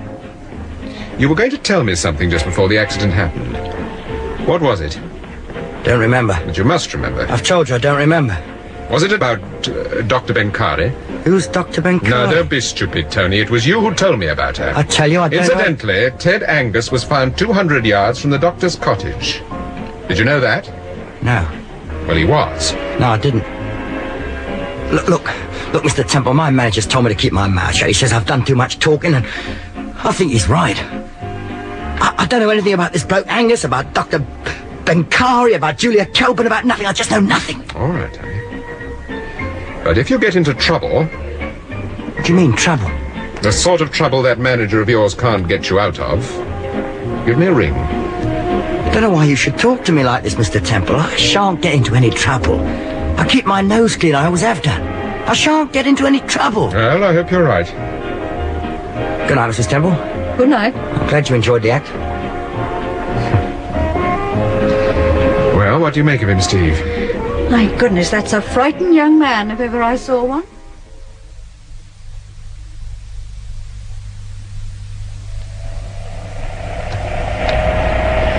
Oh, this taxi seems to be taking ages, Paul. At 1 o'clock in the morning. I wish we bought the car. Yeah, so do I now. Now, why is he slowing down? Traffic lights, dear. Oh. You know, I've been thinking about Tony Wyman. It seems quite fantastic to me that a girl like Julia Kelburn... What is it, Paul? The people in that car. On the right, Steve. Where? The sports car. Don't let them see you. Who is it?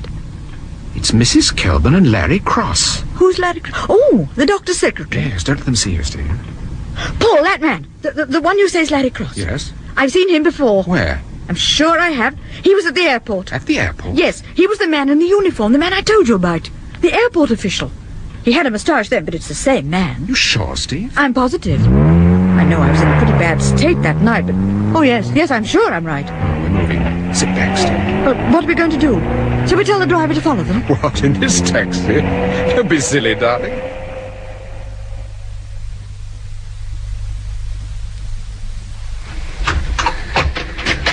I expect Charlie's in bed. No, I'm not, Mrs. Temple. Oh, hello. I was just making myself a nice cup of tea.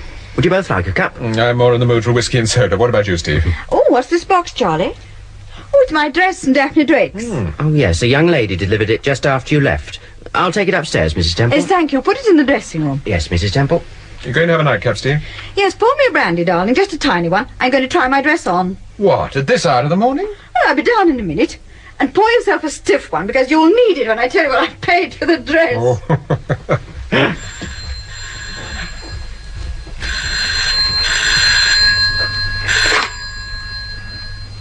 Hello? Mr. Temple? Yes, speaking. Who is that? It's Margo. Margo? Mr. Temple, don't let your wife open the box. Which box? Do you mean the one from the dress shop? Yes, don't let her touch it. Whatever you do, don't let her touch it, Mr. Temple. Steve! Steve, don't open the box!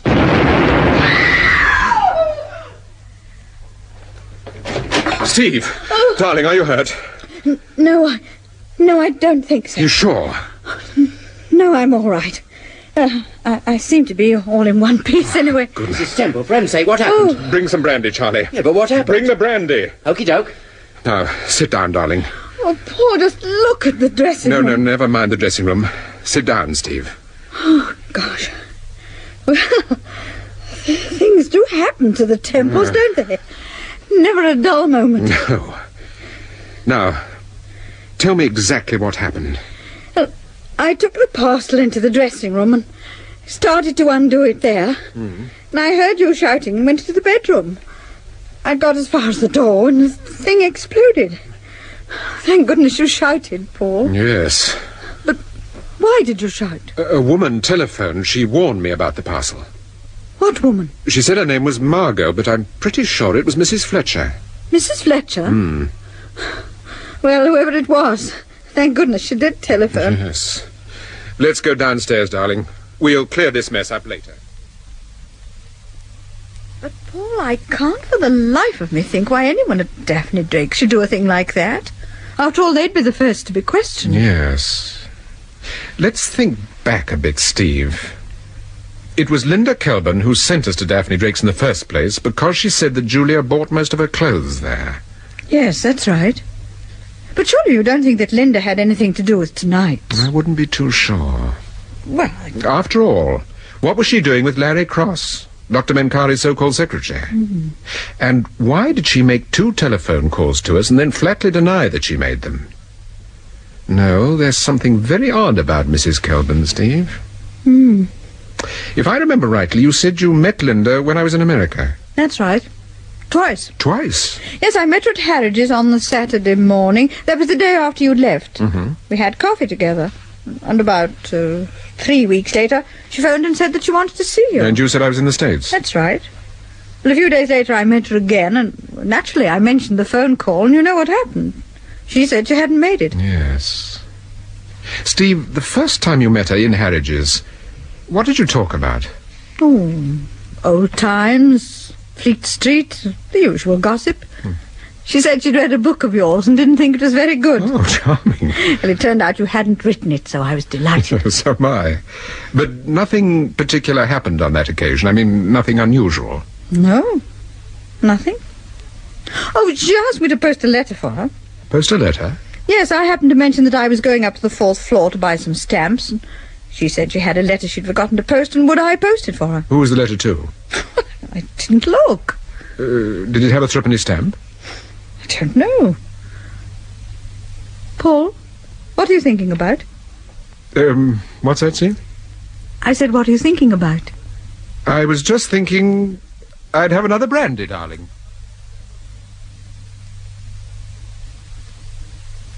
But who did you see, Rain? Was it the proprietor? I think she's the manageress, Sir Graham. They called her Miss Elsie. That's the woman who attended to Steve? Yes, that's right. Apparently they were going to deliver the parcel themselves, and then about 4 o'clock a young woman called and said she'd been asked by Mrs. Temple to collect the dress. Well, naturally, they thought the woman was bona fide, so... So they handed it over? Yes. Then, of course, the girl obviously switched parcels. Well, it sounds feasible, I must admit. Did you get a description of this girl? Well, pretty vague. You know, I don't think we'll get anywhere with this investigation until we find the motive. And I don't mean the motive for what happened last night, but the motive for the murder. Well, surely the most likely lead is the fact that Julia Kelburn was a drug addict. Yes. I suppose you consulted the narcotics people. Oh, yes, they've been briefed, but they haven't come up with anything. Not yet, at any rate. What about this doctor, Benkare? I saw her yesterday. Well, she seems to be genuine. She's been practicing in town for the last 10 years.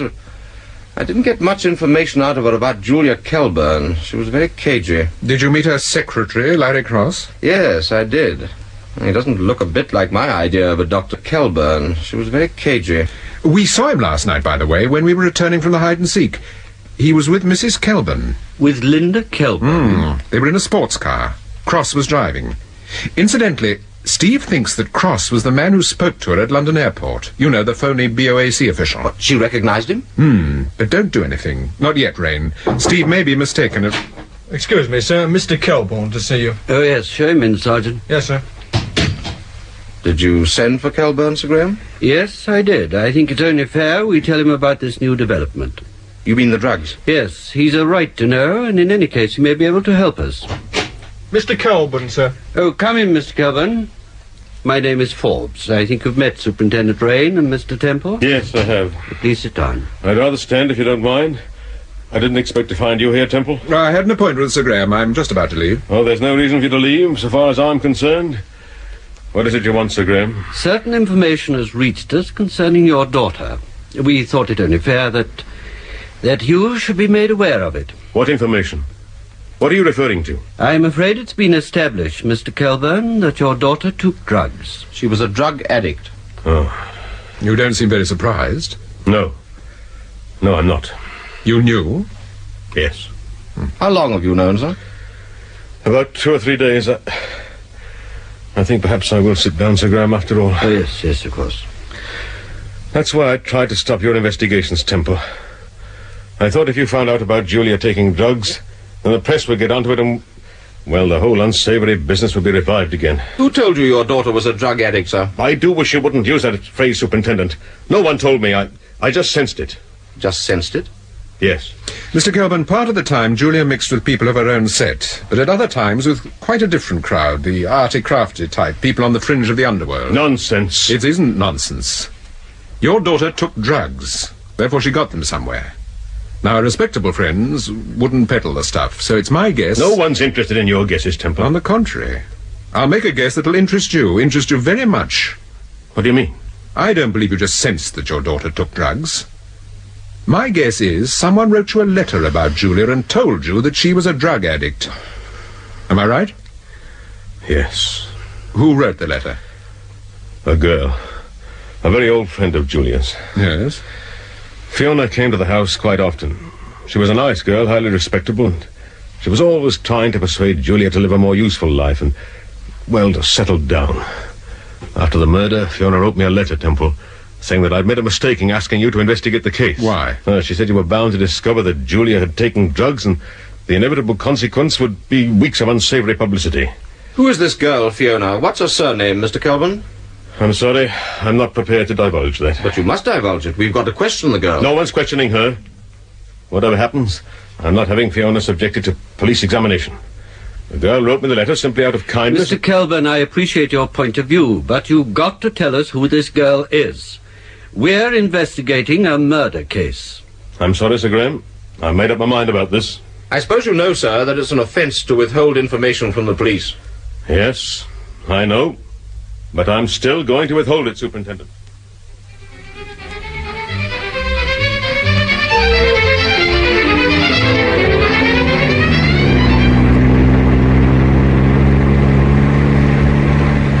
But what happened happened when Kelburn refused to tell them who wrote the letter? Nothing, darling. What could Sir Graham do?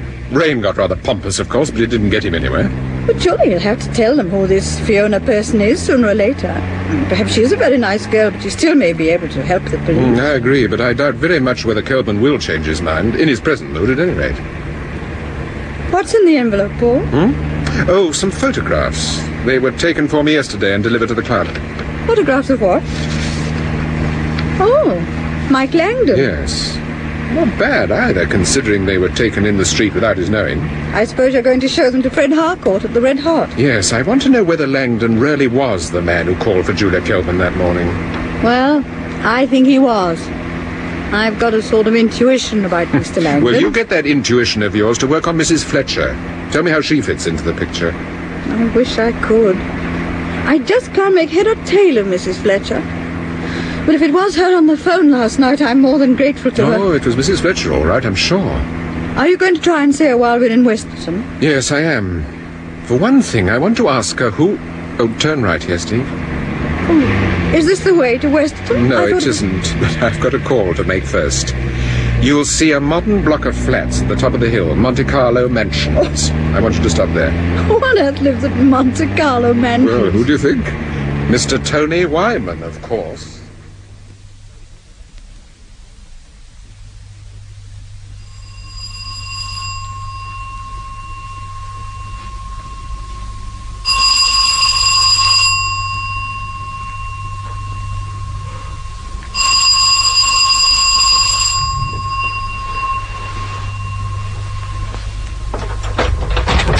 Oh, good morning. Oh, it's you. What's the big idea waking me up this hour of the morning? It's nearly 12 o'clock, Wyman. All right, it's nearly 12 o'clock, so what? I want to talk to you. May I come in? Well, it ain't very convenient, but come in if you want to. Yeah, I want to. What's all this about? You ain't going to ask me the same questions all over again, are you? I'm a busy man, Mr. Temple. You look busy, especially in those pyjamas. In fact, it's a very busy little flat. Look, you trying to be funny? Why didn't you tell me about Julia? What you mean? Why didn't you tell me she took drugs? Took drugs? Yes, and don't tell me you didn't know, because I shan't believe you. I didn't. I didn't. Honest, I didn't. That's not what Fiona told me. Fiona? Oh, you mean Fiona Scott? Who else? But why should Fiona Scott tell you that I... Oh, blimey, I only saw the girl once. Julia took me down to Brighton to see her one Sunday. And a stuck-up little bird she was, too. Hardly spoke a dozen words to me. I don't believe that she told you that... Look, you giving me the runaround?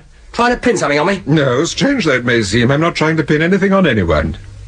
Goodbye, Tony, you've been most helpful. What do you mean, most helpful? What I say, most helpful. Don't trouble to see me out.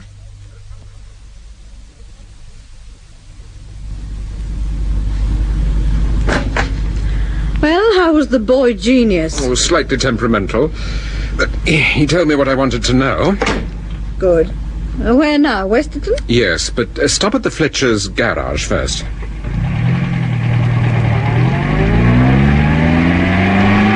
Fiona what? What'd you say? I said Fiona what? Fiona Scott. Oh. She lives at Brighton. So you knew what I was up to. Don't be silly.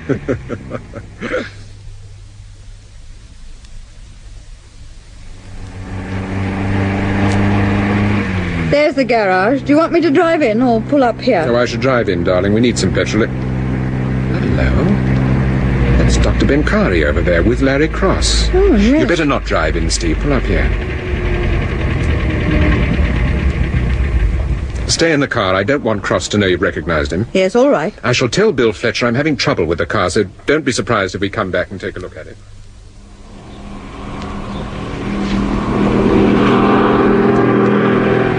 Good afternoon. I'm having trouble with my car. I wonder if you could... With you in a moment, sir. Thank you. Good afternoon, Mr. Temple. Oh, hello, Doctor. What are you doing in this part of the world? I'm on my way to the coast, and the wretched car's gone all temperamental. Is this chap any good? Yes, I think he's a good mechanic. We had a friend of yours down here yesterday, Temple. Superintendent Rain. Yes, I believe. Asked a lot of silly questions. He seems to think there's a connection between the Ted Angus murder and the Kelburn affair.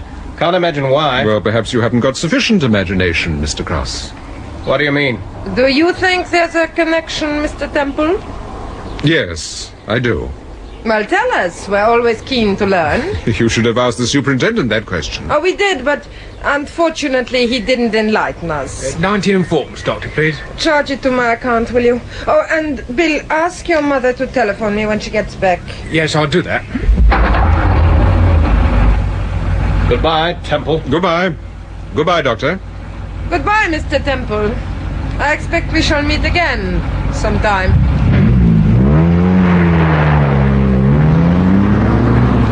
Having trouble with your car, Mr. Temple? What? Oh, no. No, I wanted to talk to you. Talk to me? What about? About your mother. Okay. Well, let's go in the office.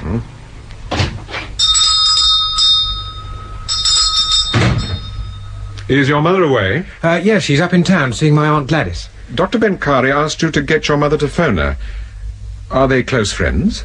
Well, I suppose you could say that. Mother used to work up at her place, and when we moved down here, the doctor became one of our best customers. Do you like the doctor?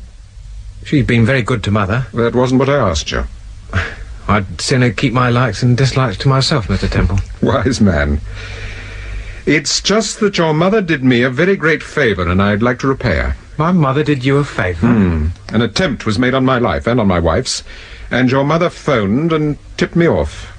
Otherwise, I might not be here today. Oh, this is news to me. Are you sure it was my mother who telephoned you? I'm pretty sure.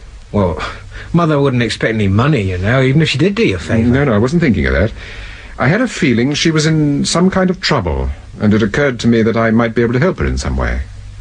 I've a certain amount of influence, you know, and... Yes, I know, Mr. Temple, but how did you know my mother was in trouble? Bill, why don't you tell me about it? I give you my word I'll treat the whole thing in confidence. Well, it's like this, Mr. Temple. When I was a lad, we used to live at Little Weston, about 2 miles away. Dad died when I was 16, and Mother went out to work. It wasn't much money, but I got a job in the garage at Little Weston. And when I was 19, we came to live here. Mother got this job with Dr. Benkari, and she managed to fix me up at Paramount Engineering, you know, helping to repair tractors and things. Go on. Well, we went on steadily enough, and then Mother started going to the doctor's afternoons as well as mornings, sometimes evenings as well. Then, after about 2 years, she came home one night and said she'd finished at the doctor's and was buying this garage, which had just come onto the market. She got it cheap enough, too, on account of putting down the ready. Do you think your mother saved enough money to buy it? No, she couldn't have saved a quarter of it.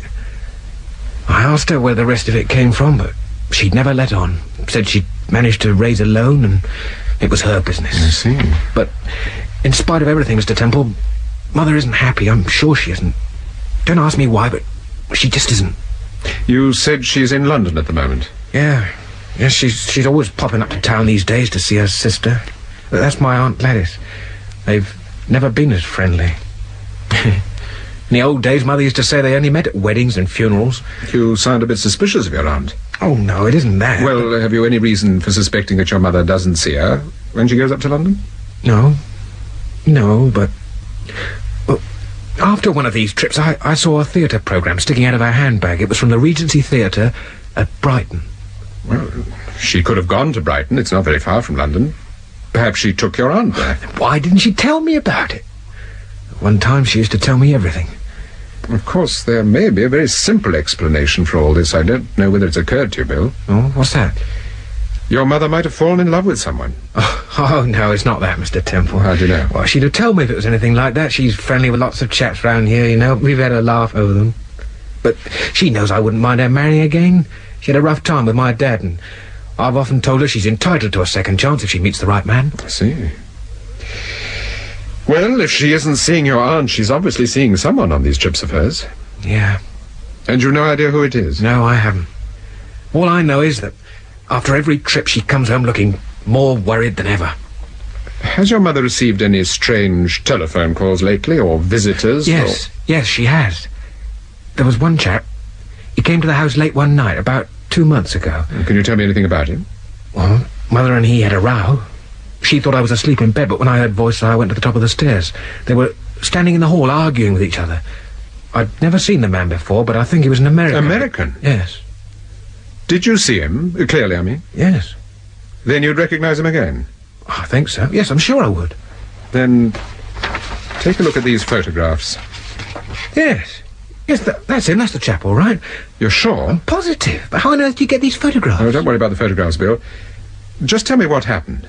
Well, there was a row, a first-class one. And the funny thing is, so far as I could make out, it was all over a blinking coat. Over a coat? Yeah. Mother had a coat over her arm, and she kept saying... There's the coat, and I don't want anything more to do with it. I don't think you realize what you're doing. Oh, yes, I do. I know what I'm doing, all right. Somebody's got to take this to Margo. Well, it's not going to be me. Now, don't be so darned awkward. It's got to be you. Let Julia take it for once. You know perfectly well Julia can't take it. Brighton isn't safe for Julia. In any case, she refuses to have anything to do with it. And she isn't the only one. I just don't understand this change of attitude. You've always done as you were told in the past. Yes, well, the past is the past. Let other people do the dirty work for a change. But why? The setup's just the same. Things haven't changed. You simply meet Margo in the usual place and hand over the coat. There's no risk attached to it and plenty of dough. I tell you, I'm not doing it. Now, clear off. I don't want you to wake the boy up. There'll be trouble. I suppose you realize that. All right, there'll be trouble. If Benkari gets to know about this... Tell the duck. Tell her. Go ahead, tell her. Oh, you must be nuts. You know Benkari. You know what'll happen if she thinks you're trying to break away. You can say 2 words to Dr. Benkari. Just 2 words. Edgar Northampton. Edgar Northampton? That's right. Well, who the heck's Edgar Northampton? Never you mind. But if Benkari gets awkward, mention that name. She'll understand if you don't. Now, take the coat. I don't want it. I hope you know what you're doing. I know what I'm doing, all right. And then what happened? The man left, and I went back to bed. And I don't mind telling you, I lay awake for 2 or 3 hours, trying to figure things out. And I'm no clearer about it now than I was then. Did you tell your mother what you'd heard? No, I never mentioned it. You're quite sure you heard the name Margo mentioned? Yep. And Julia? Yes. Did it occur to you that they were talking about Julia Kelburn? Julia Kelburn? What, the girl that was murdered? Yes. No, I never thought of that. She was a patient of Dr. Benkari, so it's possible that your mother knew her. Yes, I suppose. Mr. Temple, you don't think my mother had anything to do with the murder? I don't think your mother committed the murder, Bill, if that's what you mean. But it's my guess she knows who did. Oh, no. If my mother's got into trouble, Mr. Temple, it's because of me. She always wanted me to have a good start in life, to have a garage of my own, and even when I was a kid... Don't worry, Bill, don't worry. We'll sort this out. Now, tell me, I want to get this straight. You heard the man say to your mother, you know Benkari, you know what'll happen if she thinks you're trying to break away. Yes. And your mother replied? She said, you can say 2 words to Dr. Benkari, just 2 words. Edgar Northampton. But don't ask me what she meant, Mr. Temple, because I hadn't a clue. I don't know anyone called Northampton, never heard the name before. You sure? I'm positive. Now listen, try not to worry too much about this, Bill, and keep your eyes and ears open. If you see anything or hear anything which you think might be of interest to me...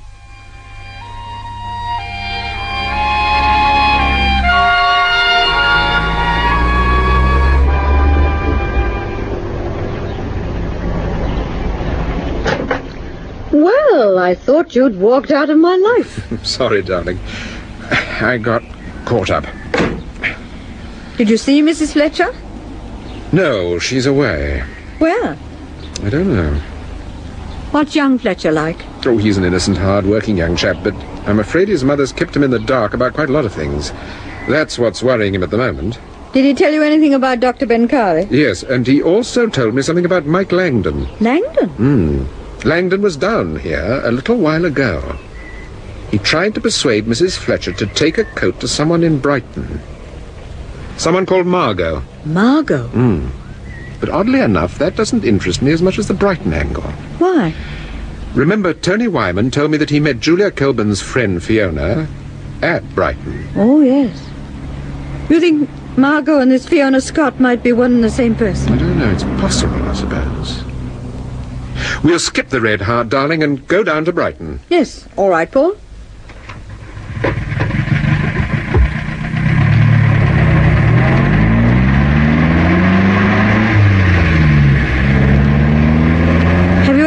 know how long we'll stay in Brighton? Oh, probably 2 or 3 days. But we haven't any things with us, Paul. What are we going to do? We'll stop in the next town and telephone Charlie. He can bring some things down to us on the next train. Oh, yes, that's a good idea. Have you got any money on you, Steve? About 30 shillings. Oh, I've only got £2 or £3. We shall need more than that. What's the next town? I think it's, Tenterhurst. Well, if we see a bank pull up, then you can go into a box and phone Charlie while I'm trying to cash a cheque. All right. Where shall I tell Charlie we're staying?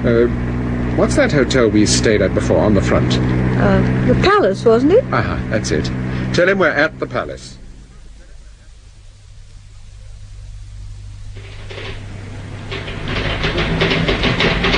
Good afternoon, sir. Oh, good afternoon. I have an account at your Shaftesbury Avenue branch, and I want to cash a cheque. I see, sir. Can I have your name, please? Temple. Paul Temple. Oh. How much did you want, Mr. Temple? I've made the cheque out for £50. I see. Well, would you mind waiting while I have a word with the manager, sir? No, not at all.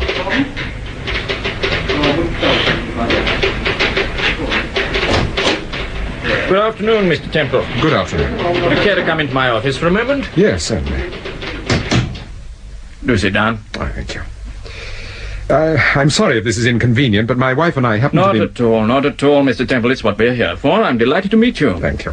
My daughter will be very thrilled when she hears about this. She enjoyed your last book enormously. Never stopped talking about it. You're very kind. Well, how do you like this, Mr. Temple? In 5s? Yes, thank you. That would do admirably. If you would be kind enough to sign this slip. Of course. You rang, sir? Yes, Wilson. Here's Mr. Temple's cheque. He wants £50 in 5s. And see if you can find some new notes. Very good, Mr. Northampton. Well, I hope we shall have the pleasure of seeing you again in Tenterhurst, Mr. Temple. I hope so too, Mr. Northampton. Yes? Edgar Northampton. That's right, Mr. Temple. You rang, sir? Yes, Wilson. Here's Mr. Temple's cheque. He wants £50 in 5s. See if you can find some new notes. Very good, Mr. Northampton. Well, I hope we shall have the pleasure of seeing you again in Tenterhurst, Mr. Temple. I hope so too, Mr. Northampton. Yes? Edgar Northampton. Oh, that's right, Mr. Temple. But how... I heard your name mentioned when I was getting some petrol at the garage in Westerton. Oh, yes. We have a sub-branch there, Tuesdays and Fridays. Oh, then I expect you know Mrs. Fletcher and her son. They keep the garage in the High Street. Fletcher? Now, let me think now. Oh, yes, I remember we met at a garden fete about 8 months ago. When she discovered I was a bank manager, she was rather anxious to get my advice. I expect people are always after free advice. Oh, they are indeed. Still, advice costs nothing, as they say. 50 in 5, sir. Thank you, Wilson. Here's a cheque. Thank you, sir. Well, there we are, Mr. Temple. I'll just count them for you. 10 5s. Thank you very much. Well, I must be getting along. My wife's waiting for me in the car. Well, any time you're passing, Mr. Temple, we'll be delighted to see you. Thank you.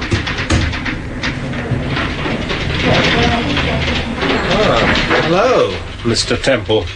Oh, good afternoon, Mr. Cross. I had to dash over to cash a cheque for the doctor.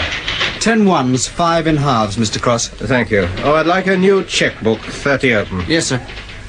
You find that sports car of yours expensive to run, Mr. Cross? Sports car? The cream one, the one I saw you in the other night with Linda Kelburn. Who's Linda Kelburn? She's George Kelburn's wife, Julia's stepmother. You saw me with Mrs. Kelburn? Yes. Where? Leicester Square. You certainly didn't. I don't know Mrs. Kelburn. I don't know any of the Kelburns. Didn't you know Julia? No, why should I? She was a patient of Dr. Bencari's. So what? You're the doctor's secretary. Surely you know her patients. Not all of them. I see. Your chequebook, sir. Thank you. Goodbye, Temple. Goodbye. Oh, if you see me in that sports car again, stop me. I'd like to take a look at it. I'll bear that in mind, Mr. Cross.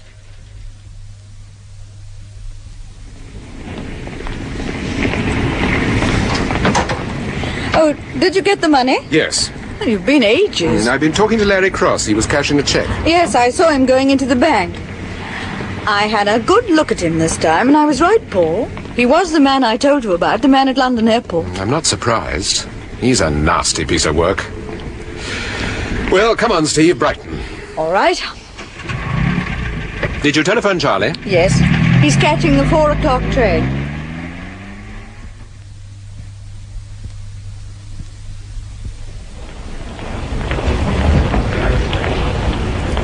room 528, Mr. Temple. Oh, thank you. I'll have your baggage sent up to your room, sir. I'm afraid we haven't any at the moment. Oh, indeed, sir. We're having our things brought down from London. Would you have them sent up to our room as soon as they arrive? Oh, yes, of course, Mr. Temple. Your key. Thank you. Oh, good afternoon. Mr. George Kelburn is expecting me. Your name, sir? Langdon. Just a minute, sir. Hello, Langdon. Temple. Well, what do you know? Hello, Mrs. Temple. Good afternoon, Mr. Langdon. Well, this really is a pleasure. I had no idea you'd be down here. Oh, we felt we needed a breath of sea air. You're not the only ones. Kelburn's got the same idea. I thought you were going back to the States, Mr. Langdon. I was, Mrs. Temple. I was due to leave this morning, but Kelburn made me cancel. Why? Well, there seems to be an awful lot of work to do, and he doesn't seem able to handle it. I guess he's gotten used to having me around. That's about it. I'm sure you've been a great help, Langdon. Yeah, I know, but he expects me to interfere in affairs which don't really concern me. Family affairs? Yeah. Only the other day he was asking my advice about a divorce. Oh, don't tell me he'll expect you to handle that for him. You'd be surprised what he expects me to handle, Mrs. Temple. Is he interested in some other woman, do you think? Oh, why, no. The boot's on the other foot, if anything. Oh? I've seen Linda out twice recently with another man. A tall, dark-haired, hatchet-faced man of about 40? Yeah, could be. I think you'll find he's Dr. Benkari's secretary. Dr. Benkari? That's the doctor Julia consulted. That's right. Do you know this character Linda was with then? I've met him. When? During the course of my investigations. But how did Mrs. Kelburn meet him? That's what I'd like to know. Well, maybe she went with Julia one day. To the doctor's, I mean. That's certainly a possible explanation. Excuse me, sir. Mr. Kelburn says you may go up now. It's room 219, second floor. Oh, thank you. Will you be staying on in London, Langdon? No, that's up to Kelburn. But I can tell you one thing. The moment he gives the word, I'll be heading straight back to New York.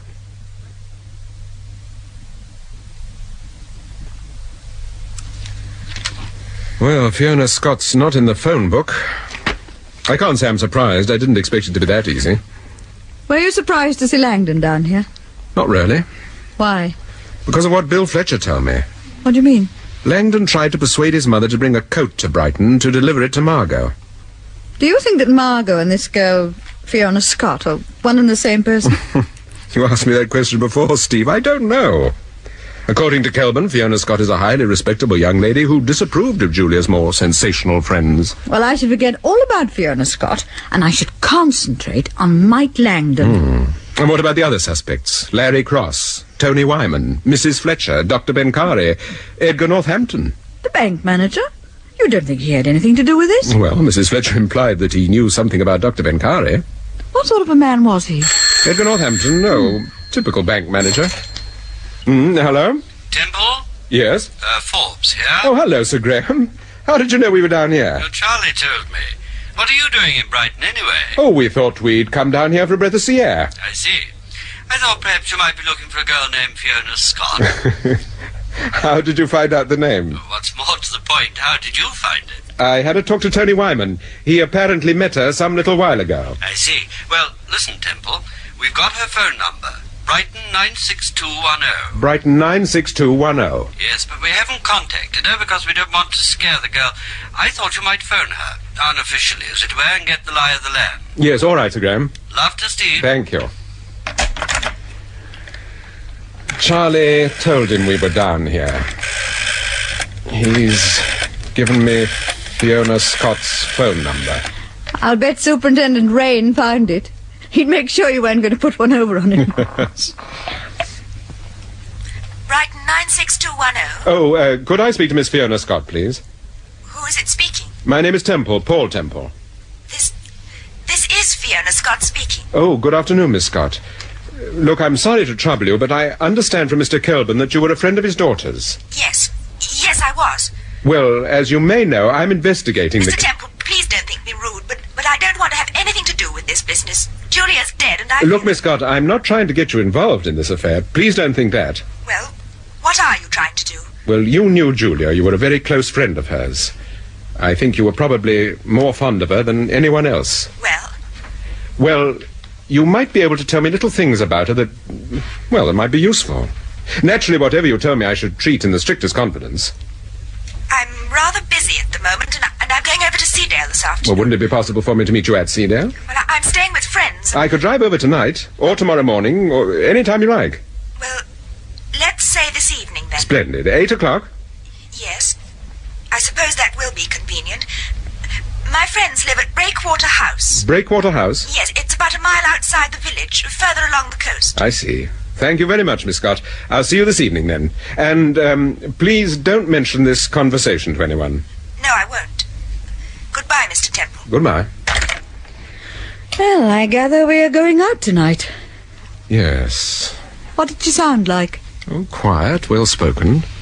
She's visiting some friends at a place called Seadale. Seadale? That's further along the coast. It's about 15 miles from here. Yes. Come in. Hello, Mrs. Temple. Oh, hello, Charlie. I say, you haven't wasted much time. No, wonderful train service. Here's your case, Mrs. Temple. And here's yours, sir. Thank you, Charlie. What's the other case? Oh, well, I brought the tape recorder down, Mr. Temple. I thought I'd take the phone calls while you were away so that you could hear them for yourself. It's better than writing a message down. Much better, Charlie. Plug it in over here. Right. Have there been many calls? Well, only two important ones. Sir Graham rang, but, well, he only wanted to know where you were. The first call was from a woman. She wouldn't give a name or anything. Proper bag of mystery. What time was this? Well, it was about 10:30 this morning. Here it is, Steve. Can I speak to Mr. Temple? Well, I'm afraid he's away at the moment. Who is that? You wouldn't know my name. Where is Mr. Temple? Well, he's gone down to Brighton for a few days with Mrs. Temple. Why has he gone to Brighton? Do you know? No, I'm sorry, I don't know. Is he going to Dreamland? Don't ask me. I shouldn't think so. Not Mr. Temple's cup of tea.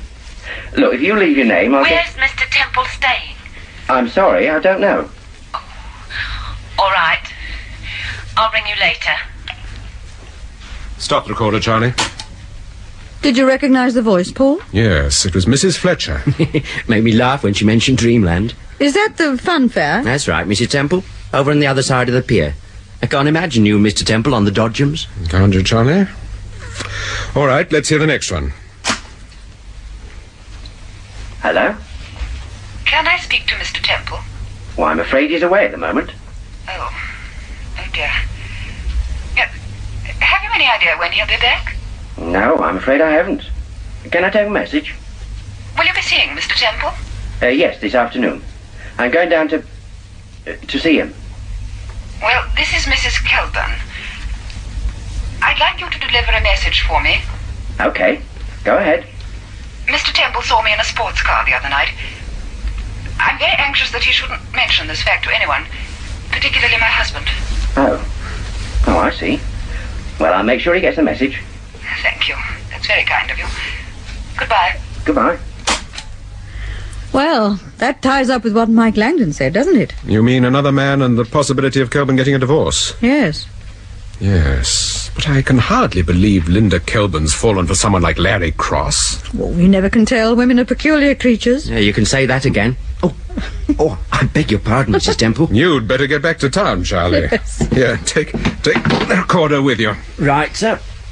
Are you all right for money? Yes, fine, thanks. Keep taping the phone calls. You know where we are if there's anything urgent. Rightio. Goodbye, Mrs. Temple. Don't eat too much rock. Goodbye, Charlie. Paul, why do you think Mrs. Fletcher mentioned that fairground place, Dreamland? I don't know, but she obviously thought that was one of the reasons why we came here. Why on earth should she think that? We won't know till we go and see. Oh, I can't wait for that. Come in. Oh, forgive my troubling you, Temple, but can you spare me a minute? Yes, of course. Come in, Kelburn. You know my wife? Yes, I do. Good afternoon, Mrs. Temple. Good afternoon, Mr. Kelburn. Sit down. Thank you. I'd like to apologize for my rudeness the last time we met. I have rather an abrupt manner at times, and it occasionally, well, it gives the wrong impression. That's all right, Mr. Kelburn. You were perfectly right, of course, Temple. No reason why you shouldn't continue your investigations if you feel like it. Quite understandable to want to keep on with a case once you've started it. Incidentally, is that why you're down here in Brighton? My wife had a rather unpleasant experience. We thought a change of air might do her good. Yes, of course. Well, I'll tell you what I wanted to have a word with you about, Temple. It's rather a delicate matter. Yes. You'll treat this in confidence, of course. Certainly. I'm afraid I'm having trouble with my wife. What kind of trouble? She stays out late. She doesn't tell me where she's been, and, well, to be perfectly honest, I think she's having an affair with someone. Have you spoken to her about it, Mr. Kelvin? Yes, but she refuses to admit it. But she is, I'm sure she is. Well, what do you want me to do about it? I'd like you to make some inquiries for me. Watch her if possible. Well, it's hard. I know it isn't your usual line of country. It certainly isn't. But if I employed one of the ordinary agencies, Linda would be onto it straight away. I'm sure she would. And you don't think she'd suspect me? No, I'm positive she wouldn't. She might even confide in you. No, I don't I'm convinced that you're the man for this assignment, Temple. Does Mike Langdon agree with you? Yes, he does. Well, I'll think about it. All right, but don't be too long about it, eh? It's important. I won't mention a fee because the last time I mentioned money... I'll let you have a decision this evening. You'll be in the hotel, I take it? Yes, I will. I'm dining here. All right. Thank you, Temple.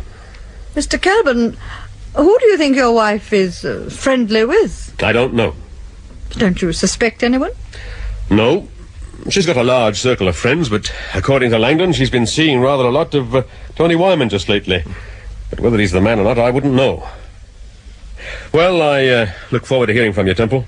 I'll see you tonight. Goodbye, Mrs. Temple. Goodbye. Paul, do you know what I think? No? What do you think? For some reason or other, Kelvin wants you to drop this case. And if you won't, then he'll try and divert your attention onto something else. Meaning his wife? Yes. Could be. Well, come on, Steve.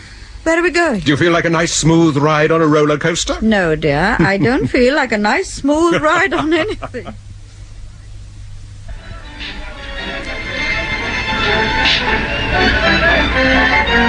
Paul, my feet are sending up an SOS. You shan't be long, Steve. But I don't want to leave here without exploring...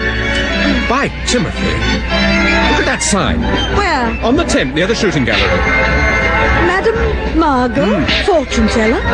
Oh, so that's what Mrs. Fletcher meant. Yes. She thought that you'd found out about Madam Margo, and that was the reason you'd come to Brighton. I think you're right, Steve. Now listen, I want you to go in and have your fortune told. But first, I'll tell you what I want you to do.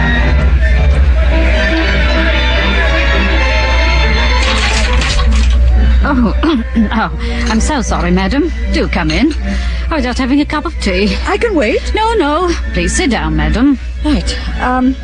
You are Madam Margo? That's right, dear. They all know me in Brighton. Been here for years. Now, what sort of a reading did you want? Well, I don't know. Which would you recommend? Well, looking at you, I'd say the palm, madam. Of course, it's a bit more expensive, but it goes deeper. Much deeper, if you know what I mean.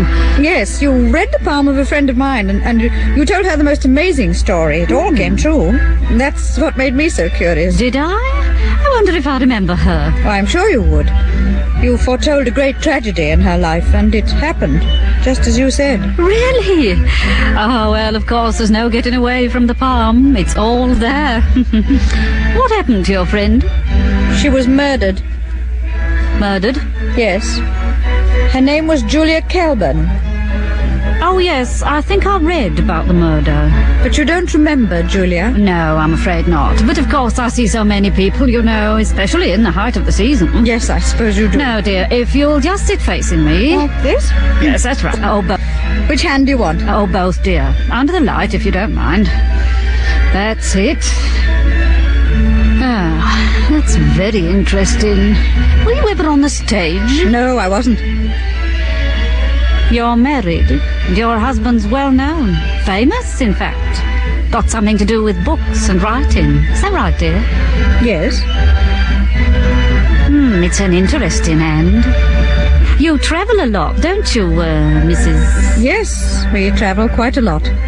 I can see a journey now. Towards the end of the year. A sea voyage. Oh, and there's danger too, dear. You've got to be very careful, both you and your husband. Why? Because I can see an accident. A car accident. When is this accident likely to happen? It may be soon. Very soon. Where is it going to happen? I don't know, but... Go on. Well, it seems to me your husband's driving. Is something here in your palm? Can't quite tell what it is. It looks like a dolphin. A dolphin? You mean a real dolphin? Well, I can't tell. But watch out for it. When you see the dolphin, be on your guard, dear. That's when the accident might happen.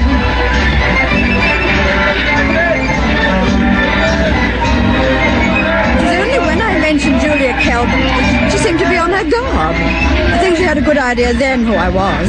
It sounds like it. The whole setup was terribly phony. Normally I wouldn't believe a word she said, but that was a warning call about the car accident. I don't think there's any doubt about that. Do you think she was expecting you? Well, it's difficult to say. But the thing that puzzled me is, what did she mean, watch out for the dolphin? I don't know. It could be a public house, I suppose, at a dangerous corner or crossroads. Oh, yes, I never thought of that. Well, let's get back to the hotel. I don't want to be late getting over to Cedo. No. Tired? Yes, I am. Well, there's no need for you to come to Cedo. I can see Fiona Scott by myself. Yes, of course you can. But you're not going to.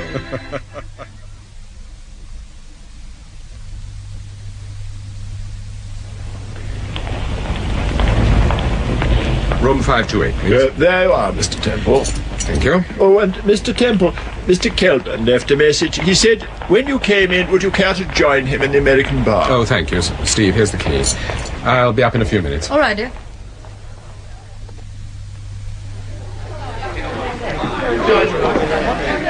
Over here, Temple. Oh, hello, Calvin. I got your message. Sit down. What are you drinking? I don't think I'll have anything at the moment, thank you. Well, have you reached a decision about that problem, Temple? Yes, I have. I will help you, Calvin. Good. And I'll tell you why I'll help you. If your wife is friendly with someone, I think there's a chance that that person may be able to help me. Help you? With what? With my investigations. You see, I still intend to find out who murdered your daughter. All right, go ahead. But just at the moment, it's my wife I'm interested in. No one likes to be made a fool of, Temple. The moment you find out who Linda's playing around with... I'll let you know, Gilbert.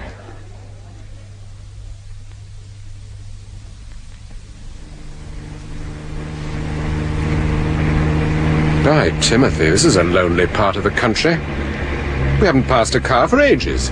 I hope we're on the right road. I expect we'll see a signpost soon. By then it'll be too dark to read it. Cheer up, Steve. Oh, look, there's a cyclist. Where? Oh, yes, I see. I think it's a parson. Oh, good evening. Good evening. We're looking for a place called Breakwater House. Ah, yes, Breakwater House. Now, let me see. It's a little off the beaten track. Oh? You must keep a careful lookout for a turning on the left. Rather a narrow lane. I should say very nearly a mile. It's just past a large, old-fashioned barn. You can't miss it. And Breakwater House is actually down the lane? Yes, about a quarter of a mile down the lane. There's rather a delightful arch at the entrance to the drive with a stone dolphin at the top. A dolphin? Yes, do look out for it. A beautiful piece of work. When you reach the drive, go carefully. It's rather twisty and the surface is very uneven. I'm much obliged. Oh, not at all, not at all. I'm sure you won't have any trouble finding it. Good night. Good night, and thank you.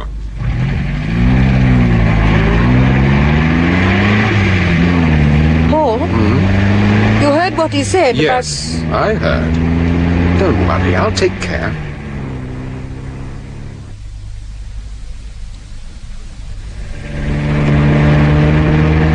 We must be coming to the end of the lane. Yes, there's the gateway. Why, Timothy, it's a pretty formidable gate. It's wrought iron. Looks new to me. It's just as well it's open. We'd have had a job to open it ourselves. Yes. There's the arch the vicar mentioned. Yes, and there's the dolphin. Yes. Take it easy up the drive.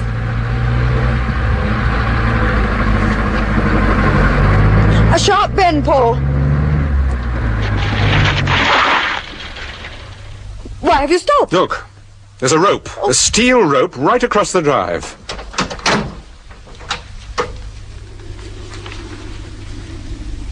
Why are those bricks hanging from it? They'd have smashed the windscreen to bits if we'd run into them at a good speed. Fortunately, I was crawling. The rope's fastened to a tree over there. And to the top of a fence on this side. Hold on. What are you doing? I'm trying to unfasten it. No, it's no use. Somebody's made quite a job of this. What are we going to do? Well, we can't take the car further down the drive because of the rope. I suppose we'd better go back to the hotel. Unless we walk up to the house. That's what you'd like to do, isn't it? Yes. But if you're worried, Steve... No, I'm all right. Let's take a look at the house. Are you sure? Yes, I'm sure. But give me your arm.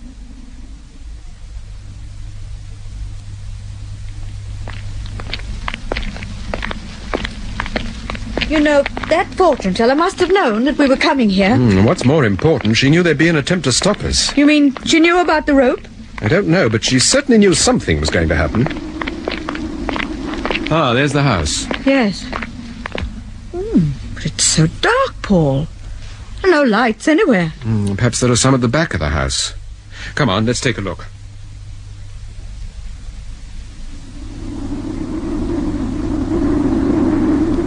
The place seems derelict. Yes. There's certainly no one living here. Oh, this French window's open. Ah, then let's go inside. Give me your hand.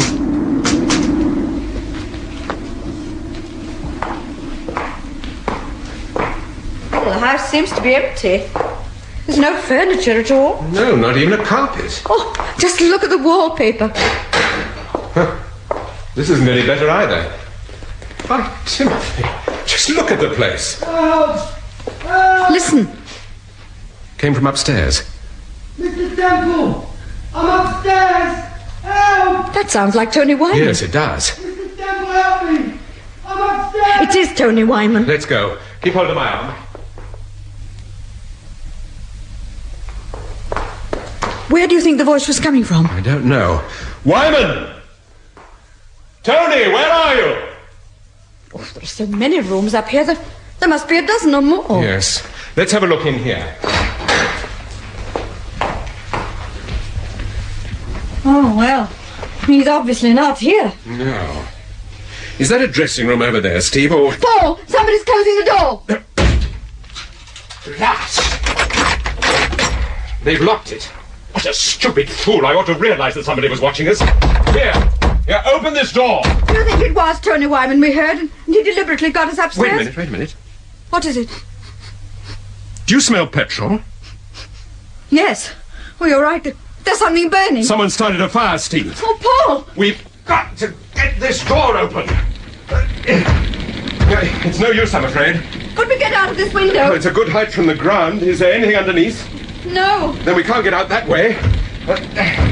There only some way of forcing the lock. Paul, there's a set of fire irons over here. Couldn't you use the poker to force the door? Well, it's certainly worth trying. Hold the torch, Steve. Right. Now, if I can get the end wedged into the mortise... Keep the torch steady, Steve. Sorry. That's it. Let's hope the poker doesn't bend. Got it. Oh, good. Come on. Wait, Steve. Get behind the door. There may be somebody outside. Oh, the smoke. It's all right. There's no one there. Wait a second to get our bearing. The staircase is on fire. We'll never get out that way. Mr. Temple! I'm in one of the rooms on this landing. I think he's in that room on the left. Keep behind me, Steve. All right. Anyone in here? Temple, please come and help me. Wyman, what on earth are you doing here? Oh, he's tied to the chair. Timothy's had the same treatment as Ted Angus. Quickly, Steve, help me with these ropes. No, you hold the torch, I'll do it. Tony, try and lift your right arm so we can... He's passed out. We've tried to gag him, but he's loosened it. As soon as I've untied this rope, we'll try to get him downstairs. But we'll never get him down the main staircase. We saw what it was like. Temple, don't let him... We are helping you, Tony. We're doing the best we can, but I can't get this confounded rope undone. Wait a minute, that's done it. That's cleared the rope. Temple, there's a stone staircase at the back of the house. I think that's the best way. Yeah, all right, Tony. Show us where it is. Help me to lift him across my shoulder, Steve. Right, Come on. now. That's it. Have you got the torch? Yes. Are you sure you can manage? Yes. Don't worry about me. Easy now. Hold on, Tony.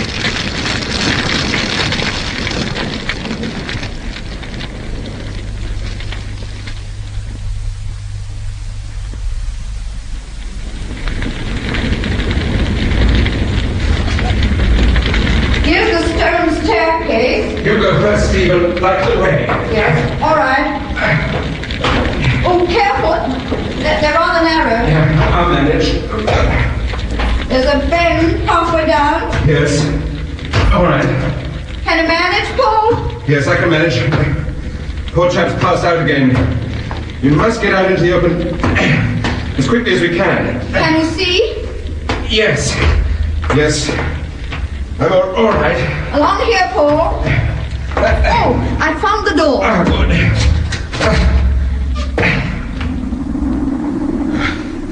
Well, thank heavens for some fresh air. Can you put him down on that garden seat? Yes. Yes, that'll do. Now, gently now, gently. Easy. That's it. They double-crossed me. They said they were going to... It looks as if he's had a pretty nasty bang on the head. Yes. Can't we get him to the car? No, I don't think so. It's the best part of half a mile down the drive. Temple. Yes, Tony, what is it? You Temple. Yes. I gotta tell you something. Yes, go on, Tony. It's about Kelvin. Julia Kelvin? No. Kelvin. You know, George Kelvin. Yes, I know George Kelvin. What about him? Kelvin. The fence. Don't let him get near. Don't let him touch the fence. Oh, he's passed out again. Yes. Steve, I think you'd better come with me. We obviously can't do anything for him until we get a doctor. Oh, yes, all right. Better lift his feet. Yes. I wish we got something to put under his head. Well, take my raincoat. I don't need it. Good. There. I think it'll be a little more comfortable anyway. I think he'll be all right for the time being. Have you got the torch? Yes, I've got it. Come on, then. This way.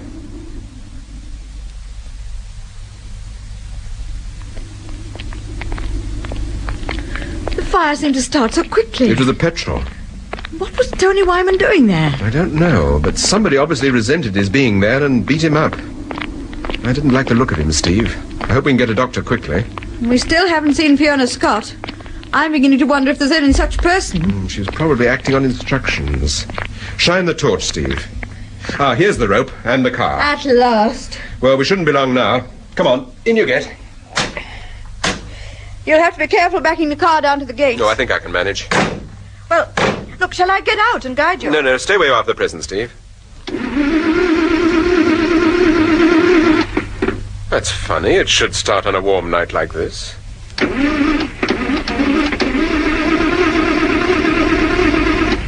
I've never had this trouble before. What are you going to do? Take a look under the bonnet. Pass me the torch, Steve. Here you are. Thanks.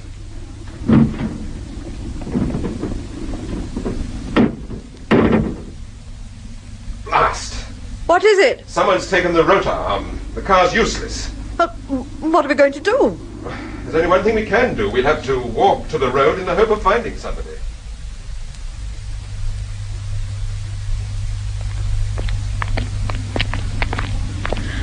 How much longer? Well, we'll soon be at the end of the drive. Oh, what's that place over there? Hmm? On your left, amongst the trees. Looks like a hut or something. Let's take a look at it.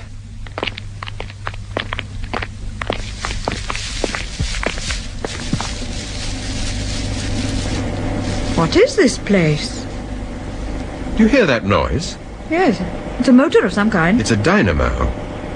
This is a small powerhouse. It must supply the current for the main building. You mean Breakwater House? Yes. There's a crack in the door. Let's see if we can see anything. Give me the torch, please. Well? There are a lot of switches and things. Yes, that's what it is, a powerhouse. Come on, Steve. Let's get back to the drive.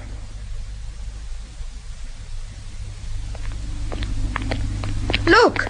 The gates are closed. The wrought iron gates. By Timothy, so they are. That's very odd. A hefty padlock and chain. Now what do we do? Well, I suppose I could try to climb over and... No, you couldn't possibly. It's much too high. I must say, I can't see the point of this, and this is just a delaying action. Well, there must be some way out. What's on your side of the gate? A mesh wire fence.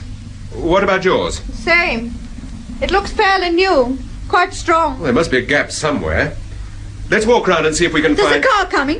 I saw the headlights catch the top of the trees. Yes. It seems to be coming up to the gates. Wonder who it can be. expected someone who saw the fire. Hello there. Hi there, Temple. Sorry we're late. Why, hello, Langdon. Kelburn's there, too. Good evening, Temple. I'm sorry we're late, but we had the deuce of a job finding this place. Why on earth did you ask us to meet you here? I asked you to meet me here? Yes? When? What do you mean, when? You sent a note just now as I was finishing dinner. And the note said... The note asked me to meet you here tonight. It said you had some information about my wife. Although why in heaven's name you should ask me to meet you in a godforsaken place like this, I can't imagine. Kelburn, I didn't send that note. You didn't? No. Then who on earth did? Say, wait a minute. What's going on up the hill there? Is that a fire, Temple? Yes, and Tony Wyman's very badly hurt and he needs a doctor. It's urgent. Tony Wyman? Is he here? Is that what you were going to tell me, Temple? That you discovered that young Tony Wyman and my wife... I wasn't going to tell you anything. I've told you I didn't send that note. Well, somebody did. Look, Mr. Kelburn, Wyman is very seriously ill. He needs a doctor. Where is he, Mrs. Temple? He's up near the house. We had to leave him there. I drive back to the village. You stay here, George. Yes, all right, but don't be long, Langdon. And phone the fire brigade. Yeah, I will. Can I join you, Temple, or is this gate locked? No, it's locked. There must be some way through. Let's take a look at this fence. Well, we've already looked at the fence. Temple, come over here. It seems to sag just along there. Maybe if you lifted the wire, I could crawl through. Yes, all right. Paul, wait! What is it, Steve? Look here, where I'm shining the torch. A dead squirrel. It's been caught on the wire. Yes, but that wouldn't have killed it. Look at its coat. It's all scorched. Good Lord, of course it's been electrocuted. That means that the fence must... Don't touch that fence, Kelvin. Don't touch it, Mr. Kelvin. Phew. That was a near thing. Paul, that is what Wyman meant. He must have known that Mr. Kelvin was coming here and he told us to warn him. What do you mean, Mrs. Temple? Tony Wyman told us to warn you about the fence. He said, don't let Kelvin touch it. Wyman said that? Yes. But how did Wyman know I was coming here? I wonder if he sent that note. But if he sent the note, then obviously it was a trap to get you here. That's what I mean. Then why did he warn you about the fence? Well, you had quite a night, Temple. We certainly had, Sir Graham. Finally, we went back to the powerhouse and switched off the current. Unfortunately, I still haven't been able to contact Miss Scott. Well, that doesn't surprise me after what happened. Which reminds me, how did you find her phone number? Well, the Brighton police found it for us. Incidentally, Mr. Temple, the house is owned by some people called Delaware who've been living in California for the past 2 years. They couldn't get the price they wanted for it, so it's been lying empty. I see. The thing that puzzles me, Temple, is why Tony Wyman went to the house. It's obvious he went there to meet someone, but who was it? I don't know, Sir Graham. Could it have been you, Mr. Temple? Well, what do you mean, Superintendent? Well, from what you've told us, he obviously expected you. He called out to you by name. Yes, he expected me, all right. But that doesn't necessarily mean that's why he went to the house in the first place. I don't know. Perhaps Kelburn wasn't the only person who received a note with your name on it. Yes, that's certainly a point, Rain. Incidentally, did you see the note, Temple? Yes, it was certainly signed with my name, but of course it wasn't my signature. I suppose you couldn't blame Kelburn for thinking it was. He wouldn't know your writing. No, neither do I know his, or Langdon's. That note could have been written by either of them just to explain away their presence at the house. Yes, that's true. What was the latest report on Wyman? Not very healthy, I'm afraid. May I come in, Sir Graham? Ah, yes. Come along in, Burton. Temple, this is Detective Inspector Burton, Brighton CID. Oh, good morning, Inspector. Good morning, Mr. Temple. I'm very pleased to meet you, sir. Any news of Fiona Scott? No trace of her, Superintendent. She left her digs after getting Mr. Temple's phone call, and she simply vanished. We're still making inquiries. However, I thought this might interest you, sir. What is it? It's a report on some of the fingerprints we found at Breakwater House. One set quite obviously belongs to Midge Harris. Midge Harris? Well, surely he's in Brixton at the moment. That's right, sir. He's awaiting trial. We pulled him in about 3 weeks ago. He was mixed up in the Regent Street smash and grab. That's the one where the loot's still missing? That's right, Inspector. About £250,000 worth of silver plate and jewellery. I remember Midge Harris. Short, red-haired little chap. He was one of the small fry in that safe deposit affair. I put in a word for him. Yes, that's the chap. You say you picked him up about 3 weeks ago? Yes, that's right. You were in America, Temple. There was a smash and grab in Regent Street. We picked up Harris, and 4 witnesses, including the jeweller, identified him. I see. Then obviously he must have been in Breakwater House some time ago. Well, certainly before he was picked up, yes. Sir Graham, do you think I could have a word with Midge Harris? Well, I don't see why not, if you think it'll serve any useful purpose. You're wasting your time, Mr. Temple. Oh, why'd you say that? Midge won't talk, even if he knows anything. I had 6 hours with him the day he was arrested. He wouldn't tell me who his confederates were, where the stuff was hidden, or anything. He just wouldn't talk. I'd still like to see him, Superintendent. Hello? Yes, speaking. Just a moment, please. It's for you, Inspector. Oh, thank you, sir. Hello? Yeah? Oh, hello, Sergeant. When did it happen? I see. Well, you know what to do. The usual drill. Thank you for ringing. What is it, Burton? Bad news, I'm afraid, sir. Tony Wyman's dead. He died this morning without regaining consciousness.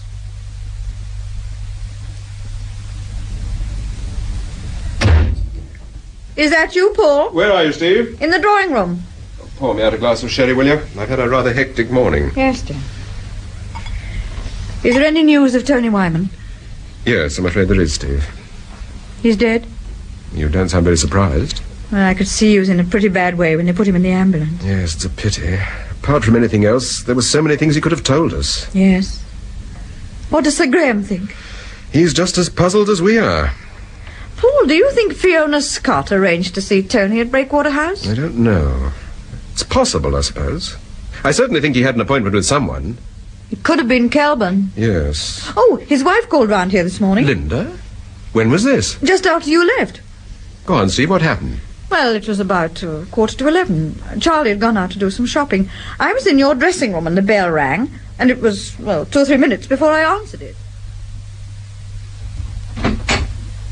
Hello, Steve. May I come in? Hi, Linda. Yes, of course. In here. I happened to be passing and I thought perhaps I... Well, won't you sit down?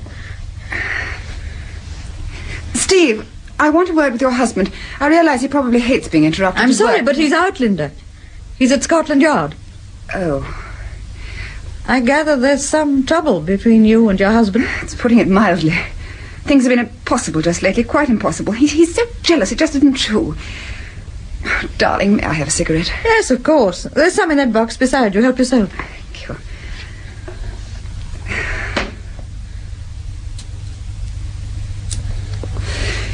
He's always imagining I'm having an affair with someone, with younger men. Do you have affairs with younger men, Linda? Oh, don't be idiotic. What do you take me for? George gives me everything I want. Why should I stick my neck out like that? Well, we did see you in a sports car with Larry Cross one evening. Larry Cross? Dr. Bencari's secretary. Paul and I saw you a couple of nights ago. You were in a cream sports car. A cream sport... Oh, yes, of course, I remember now. Oh, so his name's Cross, is it? I knew he was the doctor's secretary, of course, otherwise I wouldn't have accepted a lift from him. Oh, he was just giving you a lift? That's right. I'd been to the cinema in Curzon Street and couldn't get a taxi. Suddenly he drew up and offered me a lift. But you didn't know who he was? I didn't know his name. Well, how did you know he was Dr. Bencari's secretary, then? Because I've been to see the doctor myself. This man, Larry Cross, did you say his name was, makes the appointments. Why did you go and see Dr. Bencari, Linda? My dear Steve, what is this, an inquisition? Oh, I'm sorry, madam. But if you must know, I was nervy, on edge, couldn't sleep. It's really not surprising after all I've been through just lately. Did you know that Julia consulted Dr. Bencari? Yes, and that's how I came to go there myself. Julia raved about her. What was she treating Julia for? Do you know? She was taking drugs. Dr. Bencari was trying to cure her of the habit. I see. Linda, tell me, is it just since Julia died that things have become difficult between you and your husband? They've come to the surface more, if that's what you mean. Things have been particularly difficult since Mike Langdon arrived. I sometimes wonder if he puts ideas into George's head. Oh, why should he do that? Well, he's seen me at the hide-and-seek once or twice talking to Tony Wyman. By the way, I read about Tony this morning. Is he badly hurt? Yes, I'm afraid he is. Was he conscious when you found him? Well, it was hopeless to try and question him, if that's what you mean. I didn't mean anything in particular. I just wondered how he was. Is that what you wanted to see Paul about? Tony Wyman? No, it was something quite different. I've already told you most of it. Well, then, why not tell me the rest, Linda? It's just this, Steve. I happened to overhear a conversation between my husband and Mike Langdon. Mike was telling George that your husband was the best man to get the evidence for him. What evidence? Against me. For the divorce. Paul doesn't go in for that sort of thing. You must know that. George has a way of persuading people. You mean money? Yes. Well, don't worry, Linda. It would take more than money to persuade my husband to do something he doesn't want to do. Look, would you like a cup of coffee? Yes. I'd love one, Steve. And what time did she leave? About 12. I think she wanted to know if Tony Wyman had told us anything. Yes. What time are we having lunch? Just after 1. Why, have you an appointment? Yes, I'm seeing Ken Sinclair at 3 o'clock. Ken Sinclair? Oh, that's the crime reporter on the Evening World. That's right. What are you seeing him about? Well, I'm interviewing a man called Midge Harris tomorrow afternoon, and I think Ken may know something about him.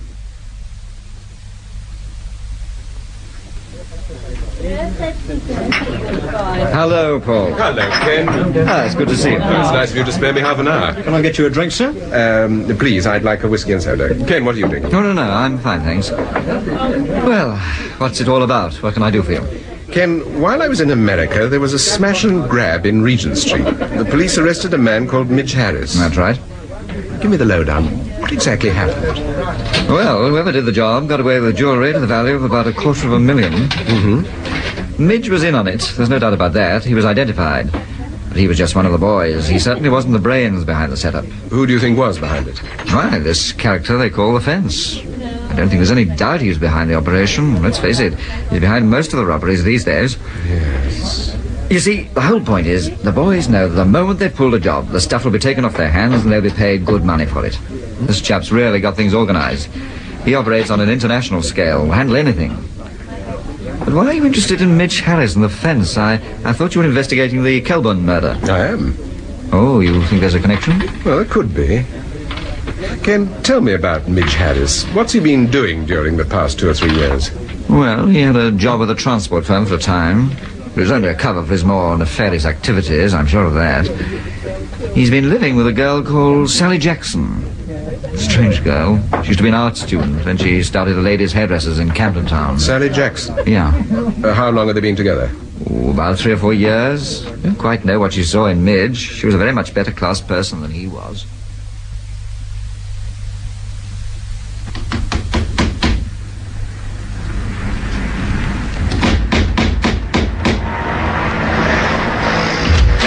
Yes, what is it? I'm looking for Miss Sally Jackson. Then you'll have to look a long way. She ain't here. Oh. Have you any idea where I can find her? No, she's gone abroad, she has. Well, you could try Paris or the Riviera. She hasn't left a forwarding address. No. All I know is she asked me to stop here and keep an eye on the place. Mom! The kettle's boiling! I'm coming! Oh, I wish somebody'd take me to the Riviera, away from these blasted kids. Do you know when Miss Jackson's coming back? Well, not yet, I hope, because I've got nowhere fixed. Here, who are you asking all these questions? You're not the police. No, as a matter of fact, I'm a friend of Midge Harris's. Oh, him. Ain't got no more sense than what he was born with. Proper nit he was, getting nabbed like that. Don't deserve a nice girl like Sal. Mom! The kettle's on fire! All right, Sydney. I'm coming. I'm coming.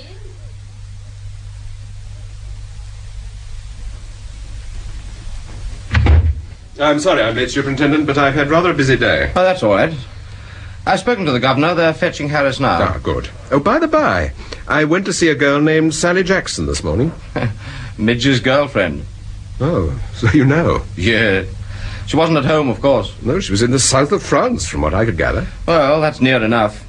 Soon after we picked up Midge, Sally suddenly came into money and decided to travel. Where did you get the money from, do you know? Well, our bet is someone took care of her in order to stop Midge talking. Oh. Good afternoon, Superintendent. Good afternoon, Governor. May I introduce Mr. Temple? How do you do, sir? How do you do, Mr. Temple? Delighted to meet you. Thank you. Well, everything's ready, Superintendent. He's in the chaplain's room. How does he seem? Oh, surly. I doubt whether he'll be very cooperative. No. Well, he's all yours, Mr. Temple.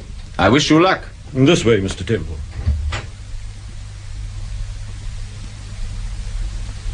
What's the big idea, Mr. Temple? Why have you come to see me? Sit down, Midge. Make yourself comfortable. There ain't no comfort in this place. Oh. Well, have a cigarette. What you after, Mr. Temple? What's the game? No game at all. I played straight enough with you last time, didn't I? Whoa. Come on, light your cigarette and relax. Here. Thanks. First smoke I've had since they shoved me in this stinking hole. Yes, it was bad luck being picked up like that. I suppose you did do the job. Is that what you've come to find out? No, it's nothing to do with that, Midge. I want your help over something else. What? Someone tried to murder me the other night. Murder you? Mm-hmm. Go on, you're kidding. No, I'm not kidding. It happened near Brighton at a place called Breakwater House. You ever been to Breakwater House, Midge? No, I ain't. Do you know, that surprises me, because they found your fingerprints there in one of the rooms. I've been stuck in this flipping place for 3 weeks. Well, I'm suggesting that you went to Breakwater House some little time ago, and that the person who invited you there was the person who tried to murder me. I don't know who you're talking about. I'm talking about Margo, alias the Fence. I never heard of anyone called Margo, and I ain't been a Brighton for years. Look, Midge, I don't want to scare you, but you're mixed up with a pretty slick bunch. Now, if I were you... Well, you're not me, Mr. Temple, so keep your flipping advice to yourself. All right, Midge. If you won't talk, I'll have to have another word with that girlfriend of yours, that's all.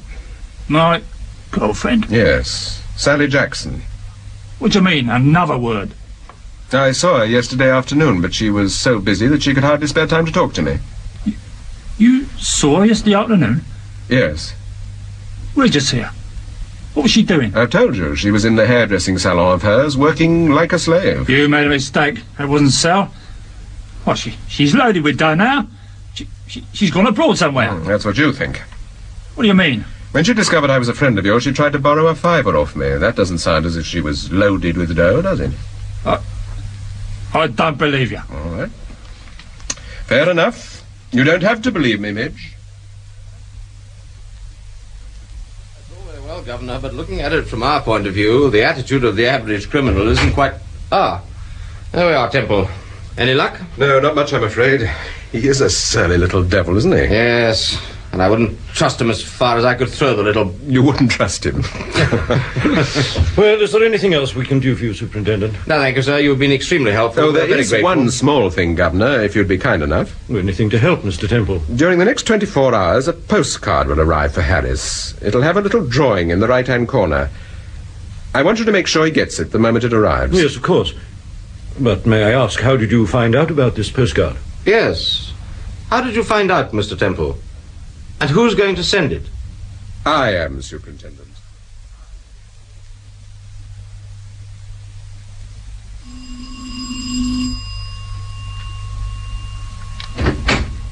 Oh, it's you, Mr. Temple. Oh, sorry, Charlie, I left my key in the study. Well, that's all right, sir. Mrs. Temple in the drawing room? No, sir. She went out about half an hour ago. Oh? Where's she gone, do you know? No, she didn't say. She seemed in quite a flap. What do you mean, quite a flap? Well, it was just after she made the phone call. She came into the kitchen. What phone call? Who did Mrs. Temple ring up? I don't know, sir.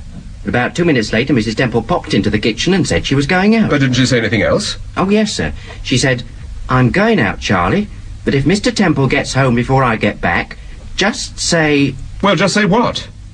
Edgar Northampton.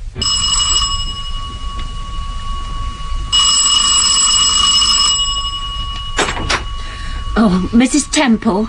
Yes? I'd like a word with your husband, Mrs. Temple. Do you think I could possibly... Oh, I beg your pardon, I don't think we've met. No, I don't think we have. My name's Fletcher. I met your husband down at Westerton. Oh, of course. Come in, Mrs. Fletcher. Thank you. This way.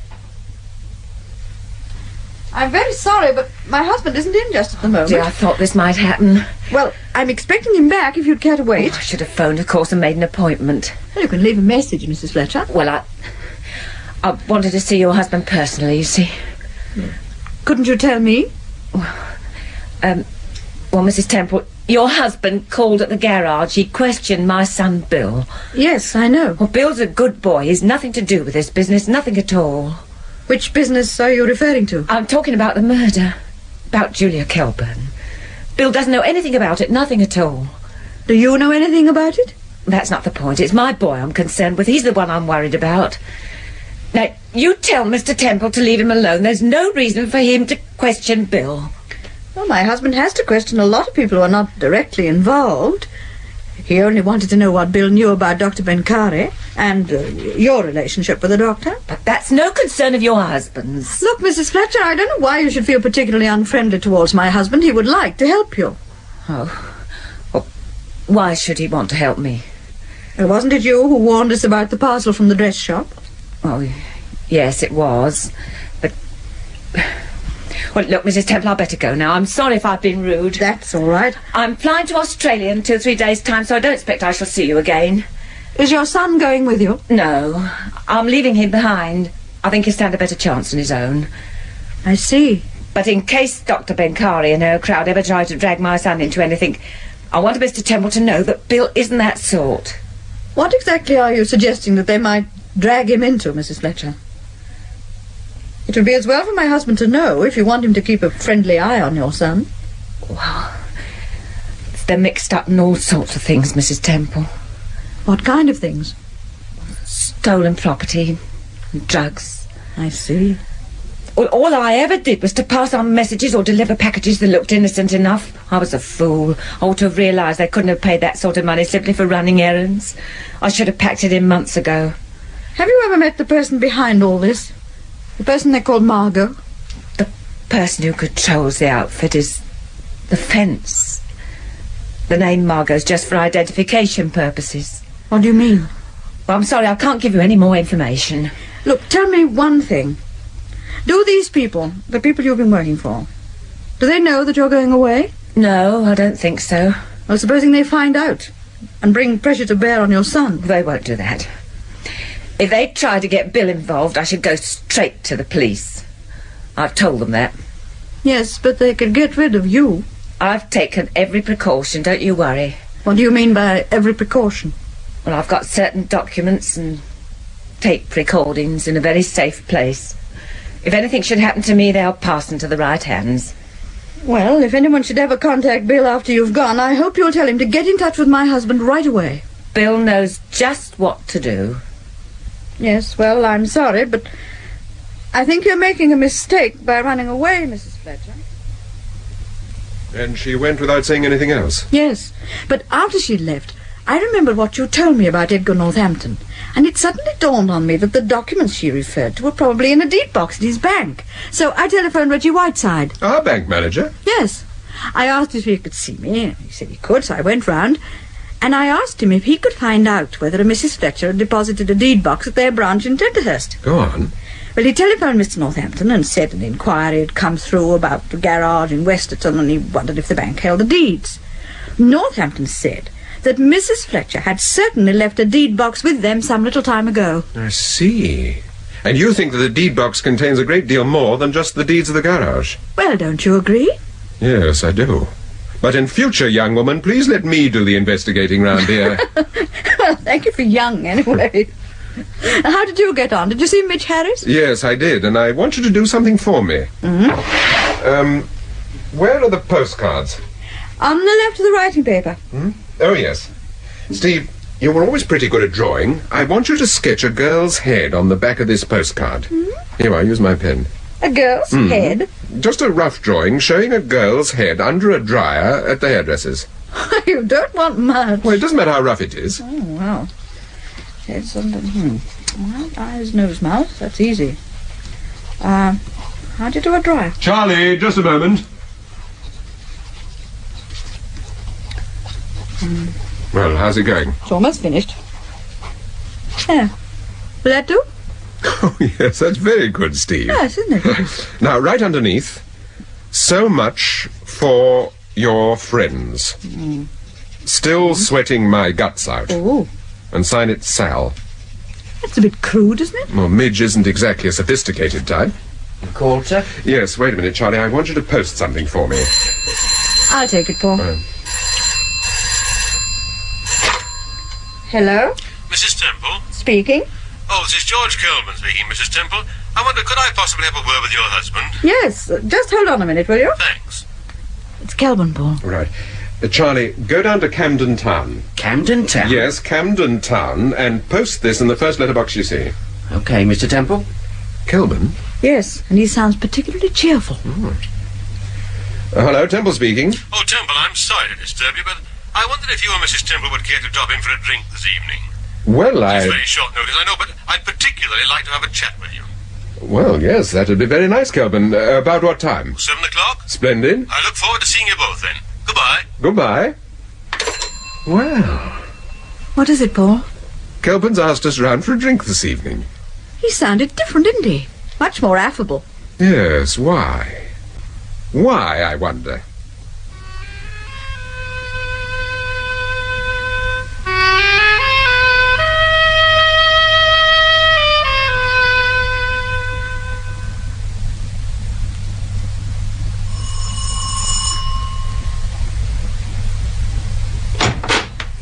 Good evening. Mr. and Mrs. Temple? Yes. Please come in. Thank you. Mr. and Mrs. Kelburn are expecting you. May I take your coat, madam? Thank you. Oh, that's all right, Mary. I look after Mr. and Mrs. Temple. Oh, thank you, sir. Hi there. Hello. Glad you could both make it. I thought you'd be on your way back to New York by now. No, not yet, but I'm keeping my fingers crossed. Any moment now with a bit of luck. Oh, there's been a change in the situation? Yeah, there certainly has. What's happened exactly? Well, Kelburn's had a change of heart. He's decided he's still very much in love with his wife, and he's made it up with her. Oh, when did this happen? Within the last 24 hours. Really? Yeah, right now. You wouldn't think they'd ever seriously considered parting for a weekend, let alone for good. Hello, Steve. Hello, Linda. Lovely to see you, my dear. Hello, Mr. Temple. Hello. Sweet of you to come. Is George in the drawing room, Mike? Yeah, I think so, Linda. Come along, then. Let's go in. George, our guests have arrived. Good evening, Mrs. Temple. How very nice to see you. Good Temple, evening. my dear fellow, how are you? I'm very well, thank you. I'm so glad you could make it at such short notice. Michael, you see to the drinks. All righty. What can I get you, Mrs. Temple? May I have a dry martini, please? Sure thing. Linda? Gin and tonic, please. And Temple, what would you like? Whiskey and soda? Of course. Scotch and soda, Mike, and I'll have the same. Okay. Temple, I owe you an apology. An apology? Yes, I'm afraid I wasted a lot of your valuable time, getting you involved in family affairs which didn't concern you. Well, naturally, I shall see that you're not the loser financially, but that's not the point. What is the point, Calvin? Linda and I have decided to forget the past to make a fresh start. Oh, I'm delighted to hear it. I ought never to have doubted her in the first place, I know that, but... Darling, we understand. Yes, I know you do, dear, but I wanted Mr. and Mrs. Temple to realize that I... Well, I'm sorry I ever doubted you, Linda. It's very sweet of you, darling. Well, now you've said a little piece. We'll all drink to it. Well, Linda, George, here's to both of you. I can't tell you how glad I am that everything's straightened out. You're just a line shooter, Mike. You just want to get back to little old New York. That's all you want. Whatever gave you that idea? But why don't you come along with us, Mike? Huh? Oh, I thought you said this was going to be a second honeymoon, darling. I'm only joking, Linda. Are you going away, Mr. Kelburn? Yes, we're going on a cruise. We fixed it up last night. We sailed from Southampton at the end of the month. What's the ship? It's an American ship, the Wisconsin. It goes down to Jamaica. We'll be away about 6 months. Oh, how wonderful. I've always wanted to go to Jamaica. Does Sir Graham know about this trip? No, I haven't told him. We only knew ourselves last night. I think I'd have a word with him, Calvin. Why?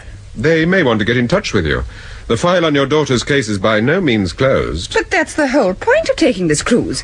George wants to forget about the whole thing. He wants to get away from Sir Graham Forbes and Superintendent Rain and the rest of Scotland Yard. Yes, I know, Mrs. Calvin. Unfortunately, that isn't quite as easy as it sounds. Well, how's the dry martini, Mrs. Temple? It's excellent. Oh, it's excellent, Mr. Langdon.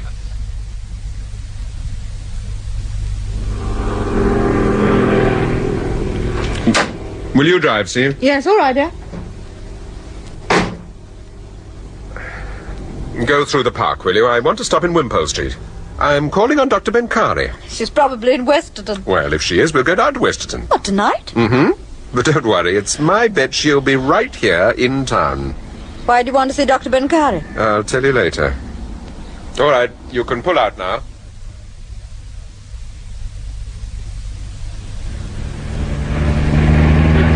You're very quiet.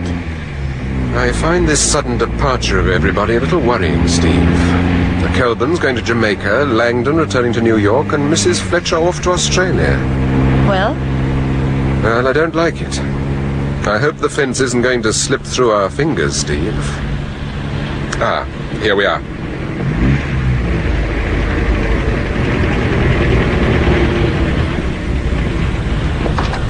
I shan't be 5 minutes, Steve. If Benkari's out, I'll come straight back. All right.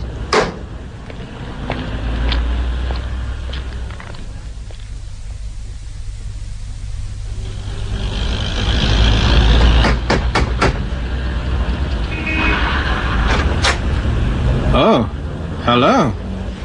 I didn't expect to see you. No, I don't expect you did, Mr. Cross. I'd like a word with Dr. Benkari. I'm sorry, but the doctor's got several appointments this evening and can't be disturbed. I see. Well, do you think I could speak to her on the telephone sometime, possibly late tonight? Yes, I should think so. I should ring about 11:30. No, thank you. Tell Dr. Benkari we now know who murdered Julia Kelburn, but there's just one small point I'd like to check with her. It won't take a minute. I can do it on the telephone. No.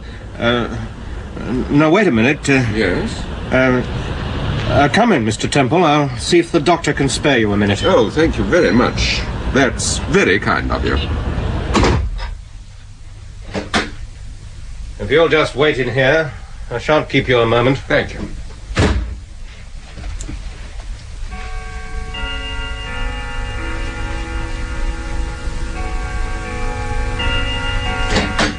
Good evening, Mr. Temple. I understand you wish to speak to me. Oh, good evening, Dr. Benkari. How very kind of you to see me. Yes, I wanted to have a word with you before you left. Before I left? Yes. You are going away, aren't you? Well, yes, as a matter of fact, I am. But how did you know? Oh, I thought it was common knowledge. My wife overheard someone say something about it at a party. One of your patients, I imagine. Oh, I see. Where are you going to, Doctor? I'm going to Canada on a lecture tour. Oh, well, take it easy. Those lecture tours can be terribly tiring. I know what I'm talking about. I've just returned from one. My secretary tells me that you know who murdered Julia Kelburn. Yes, we know. But I'm afraid I can't tell you who it is. The police are playing possum at the moment. What do you mean, playing possum? I'm not used to these Americanisms. You'll have to get used to them, Doctor, if you're going to Canada. Incidentally, is Mr. Cross going with you? Yes, he is. Ah, well, he'll put you right, I'm sure. What is it you wanted to ask me, Mr. Temple? Oh, yes. During your consultations with Julia Kelburn, did she ever mention a friend of hers called Fiona Scott? No, she didn't. You've never heard the name before? No, I haven't. Sorry to disappoint you. Oh, I'm not disappointed. On the contrary, I should only have been disappointed if she had mentioned it, Dr. Benkari.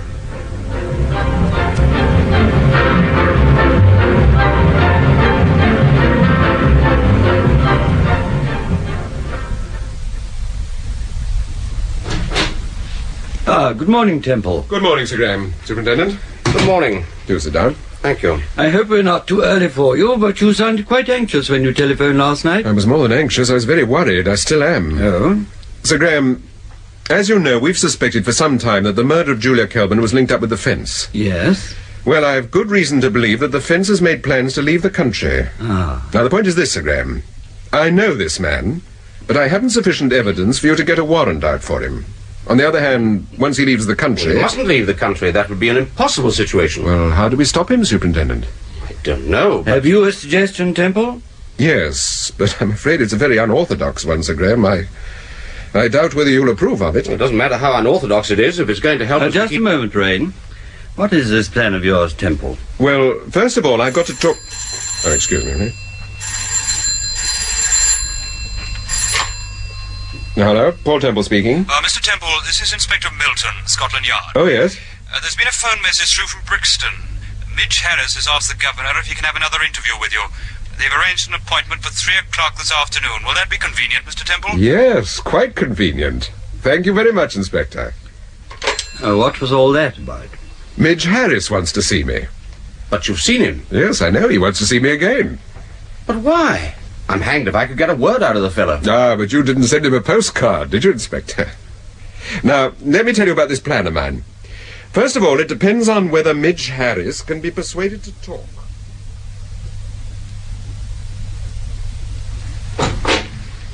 Good afternoon, Mr. Temple.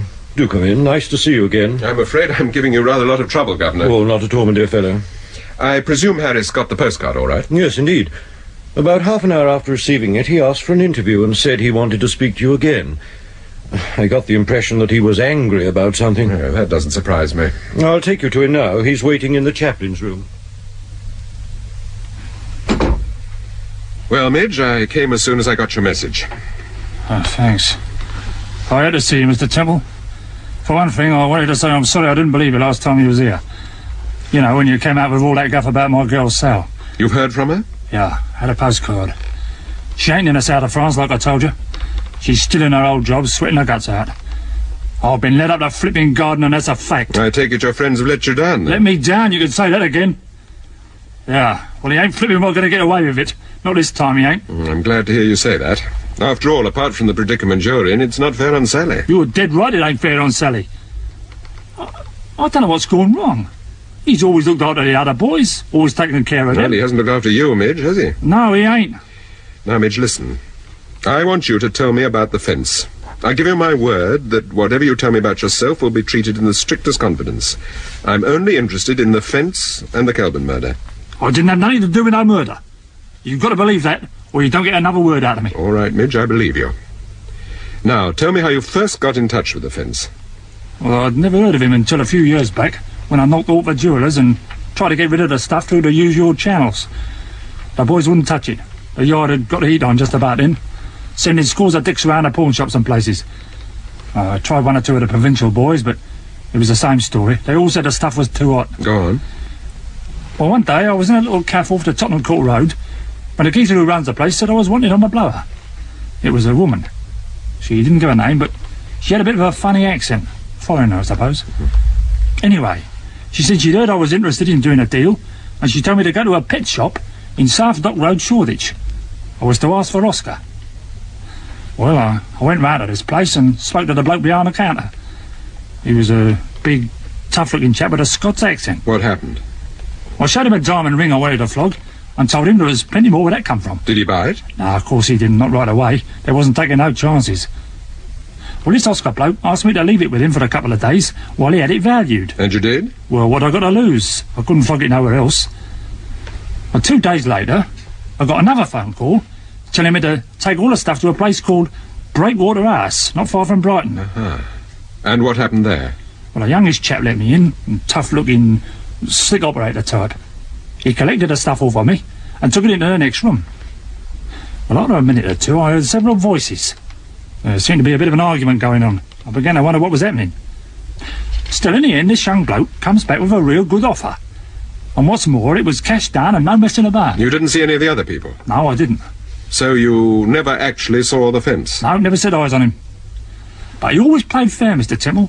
Paid a good price and looked after the wife and kids if any of the boys got nagged. And that's what I don't understand about this, Lark. Why didn't he take care of Sam? Well, it's just one of those things. Well, thank you, Midge. You've been a great help. Take care of yourself. Well, I won't overeat, if that's what you're worried about.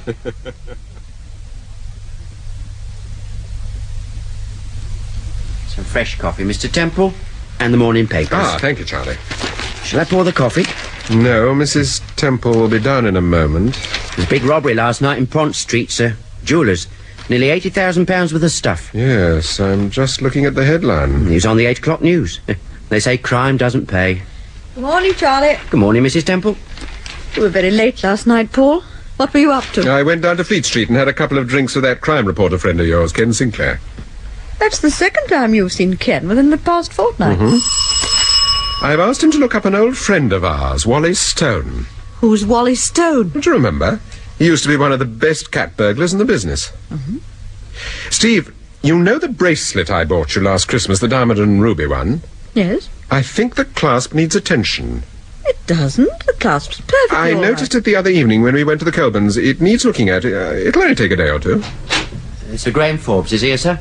Hello, Sir Graham. Ah, come in, Sir Graham. Let me see what you look like at this time of the morning. Well, I just happened to be passing, so I thought I'd pop in. Yes, good idea. We don't get many people popping in for breakfast, do we, Steve? Would you like some coffee, Sir Graham? Oh, yes, thanks, Steve. Thank you very much.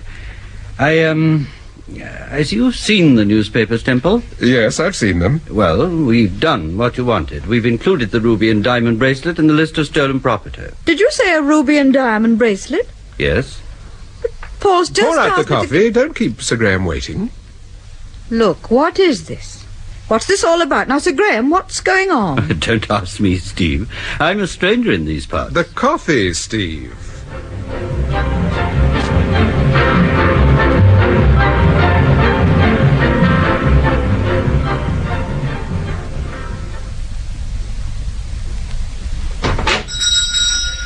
Good morning.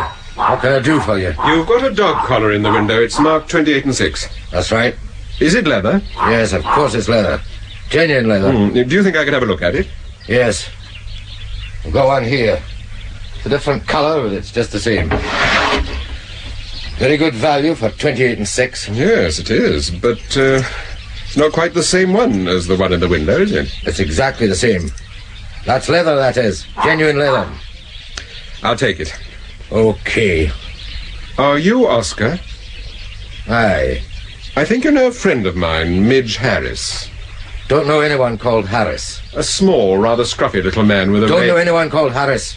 No? No. Oh, I'm sorry about that. I thought you might be able to tell me what this was worth. Where did you get that bracelet from? I'll give you 3 guesses. That's from the Pont Street job. Mm-hmm. Have you got the rest of the stuff then? Yes. Where? Oh, don't be silly. Do you think I'm going to tell you that? Why'd you come here? You didn't want a dog collar? No, of course I didn't. I'm in a spot. I've got to get rid of this stuff. It's red hot. Look, if you're prepared to help me, I'll cut Listen, you... chum, don't get me wrong. I'm not the fence. I'm just the go-between. You'll have to see this bracelet. Well, that's all right by me. I'll leave the bracelet with you. How long will it take him to make up his mind? About 48 hours. Come back on Thursday morning.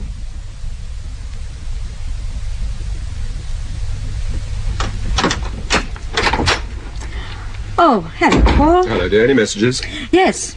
That friend of yours is here. He's in the drawing room. What friend? The man you saw Ken Sinclair about. Oh, Wally Stone. Yes, of course. How long has he been here? About 10 minutes. Oh, good afternoon, Mr. Stone. I'm sorry to have kept you waiting. Good afternoon, Mr. Temple. I just happened to be in town for the day, and Mr. Sinclair said you were anxious to see me. Yes, that's right. Would you care for a glass of sherry? Thank you, Mr. Temple. That would be very agreeable. Right. What a delightful room. I've been admiring your fireplace. It is rather nice, isn't it? Here you are, your sherry. Thank you. Mr. Stone, I'm sure you'd prefer that I didn't beat about the bush and came straight to the point. By all means. I'm working with the police on an important case. Unfortunately, our investigations are held up because we failed to secure a vital piece of evidence. Yes? Well, it seems that the only way for us to secure this evidence is for someone to break into a certain house and search for it. I see. And I take it that's what you'd like me to do, Mr. Temple? Yes. And what is this piece of evidence exactly? It's a diamond and ruby bracelet. It belongs to my wife. Your wife? Yes. Then the bracelet was stolen from you. Well, don't worry too much about the finer details of this assignment, Wally. Here's the address. If you don't find the bracelet, phone me. If you do, come straight back here. And what if anything goes wrong? Nothing must go wrong, that's important. However, if you do get into trouble, don't worry. I'll get you out of it. All right, Mr. Temple.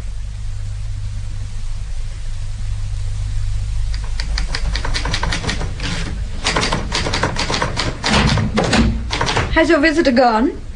Yes, about 10 minutes ago. Paul, you look worried.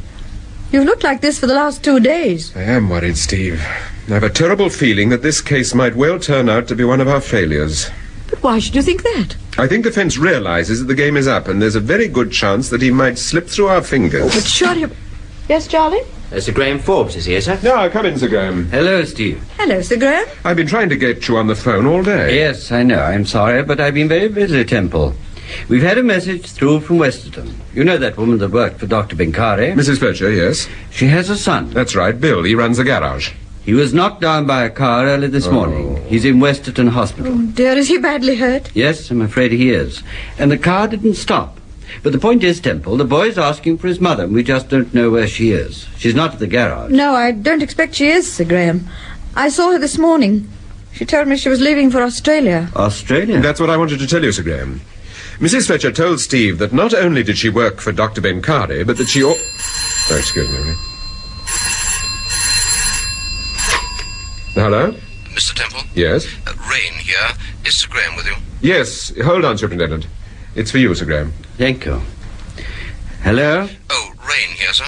What is it, Rain? We haven't located Mrs. Fletcher yet, sir, but we've discovered that she's got a BOAC booking for tonight. Flight BO 107 to Melbourne. What time does it leave? The takeoff is scheduled for 9:15. All right. Thank you, Rain. Did you hear that, Temple? Yes, I did.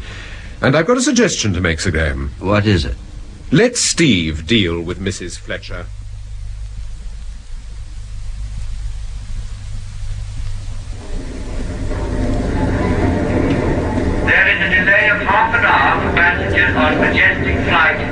188 to Malta. Passengers will be informed when the aircraft is ready. Good evening, Mrs. Fletcher. Oh, it's Mrs. Temple. That's right. Well, what do you want? Please report immediately to Channel 9. That's my plane. I must go. Now, wait a minute, Mrs. Fletcher. I'm afraid I've got some bad news for you. I know what you're up to. It's a trick to try and Bill stop me from... has had a serious accident. He's in Westerton Hospital. I don't believe you. It's true, I assure you. What happened? He was knocked down by a car early this morning. The car didn't stop. Whether it was an accident or not, we don't know. How bad is he? He's on the danger list. And he wants to see you. He keeps asking for you. If this isn't true... You can ring the hospital if you like. Westerton 824. No, I believe you. You say the car didn't stop. That's right. A swine. I ought to have realised something like this would happen. Look, I've got my car outside. I'll run you straight down to Westerton. Thank you, Mrs. Temple. But what about my ticket? Don't worry. I'll see to that. I'll see to everything.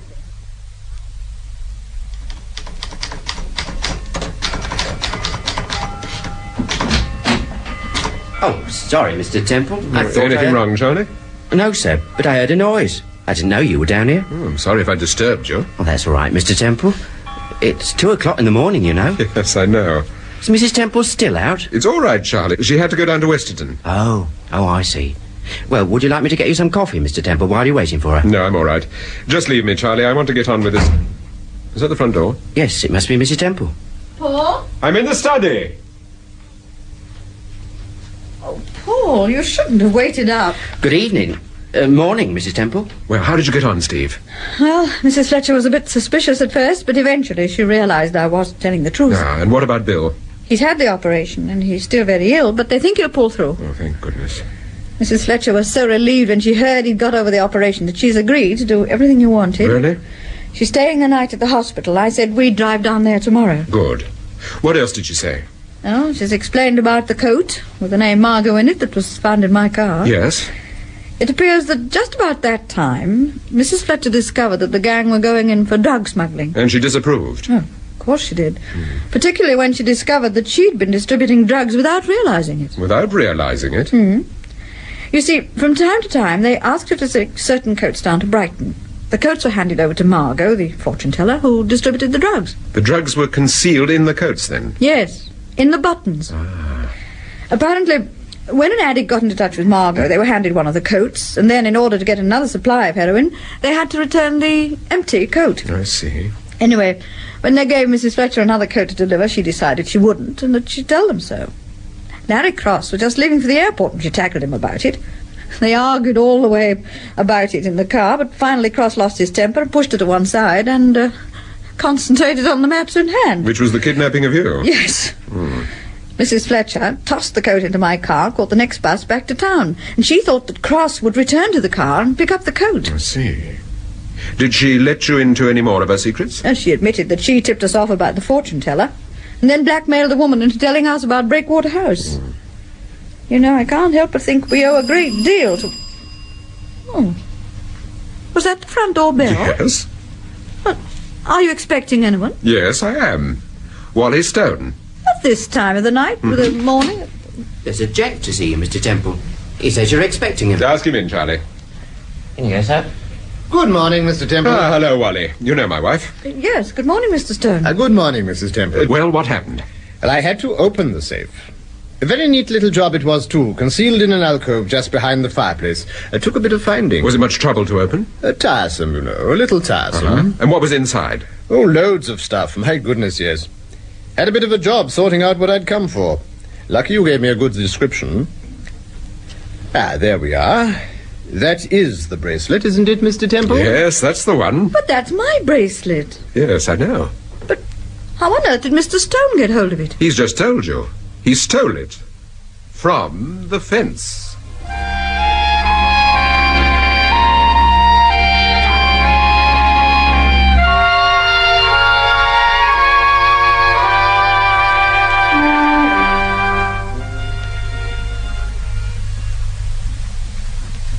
Can I help you? Oh, yes, please, nurse. We have an appointment with a Mrs. Fletcher. My name is Temple. This is my wife. Oh, yes, Mr. Temple. She is expecting you. This way, please. How is Mr. Fletcher this morning? He had a fairly good night. I think the doctor's quite pleased with him. Oh, good.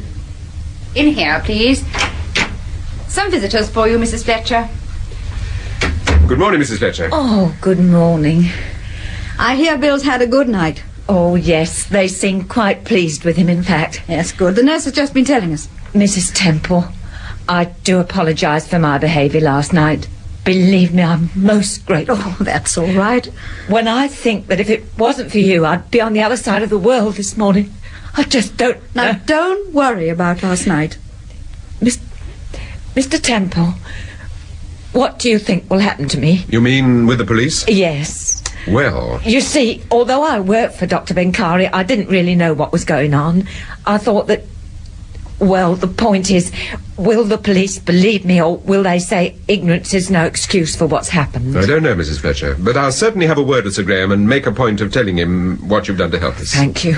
But first of all, have you seen Dr. Benkari or spoken to her since last night? Yes, I have. I did just as Mrs. Temple asked me. Tell me exactly what happened. Well, soon after breakfast, I asked the matron if I could use the telephone in her office.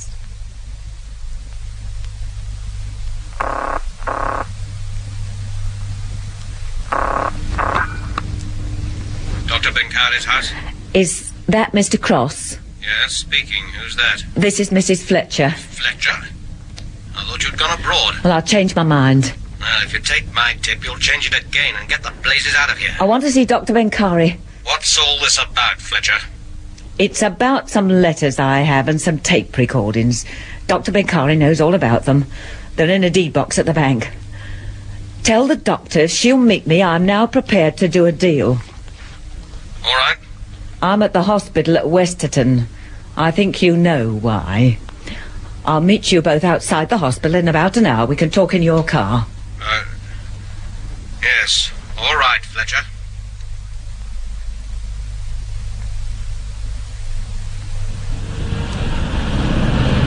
Now pull yourself together, Mrs. Fletcher, and let's try to be sensible. If I'd really known what was going on, Dr. Benkari, I'd never have let you talk me into it. For weeks and weeks I've been trying to get away. You're too involved, Fletcher. You've got to take your chance with the rest of us. You didn't object to the money. I would have if I'd known what it was all about. Don't be a hypocrite. You knew all right. Very pleased. I kept telling you that Bill knew nothing about all this, yet you ran him down like that in cold blood. I assure you we know nothing about that accident, nothing whatever. Trouble is, I can't believe you anymore. I can only repeat that the accident had nothing to do with me. Now then, what's all this about letters and tape recordings? You mentioned this to me once before. What are they exactly? You know what they are. They're photostat copies of letters you received and tape recordings of telephone conversations. I took them while I was working for you. Why, you went up Shut peering... up, Larry! When I found out what was going on, I had to protect myself. Especially after Ted Angus was murdered. I always had a soft spot for Ted. And what exactly did you plan to do with these letters? I was going to hand them over to the police if there was ever any attempt on my life or Bill's. I assure you no one is going to make any attempt on your life. How can I be sure of that? Look what happened to my Mrs. son. Fletcher, will you please listen to me? You must realize that you can't leave that box at the bank without taking some precautions. What's to prevent your son opening it any time? Don't you see it would get a lot of people into serious trouble, yourself included? It's a safeguard. It is not, and you must be made to realize that. If your son took that box to the police and they found out who murdered Ted Angus and Julia Kelburn... I had nothing to do with those murders. I know you didn't, but someone did. And if you value your son's life, you'd better hand that deed box over straight away. I'm prepared to hand it over, but not to you. Well, who are you prepared to hand it over to? The fence. But you don't know the fence. You've never met him, so why I know that, but I'm not prepared to hand it over to anyone else. And I'm only prepared to hand it over to him on one condition. Well? He's got to give a definite assurance that he'll leave Bill alone in the future. I think he'll agree to that, Mrs. Fletcher. Get the box from the bank and take it to your garage. You'll have a visitor this evening. About 11 o'clock. All right, Doctor. 11 o'clock.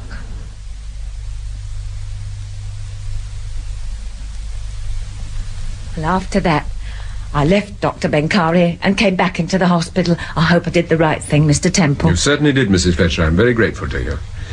But now I'm afraid I've got to ask you to do something else. Well, I'll do anything you ask. I'd like you to go through with this, Mrs. Fletcher. Get the deed box from the bank and take it to the garage. I'd like you to be there tonight when the fence arrives. It's quite a risk. He's a desperate man and he's in a tight spot, but if that's what you want, I'll be there. Thank you. Now, this is what I want you to do.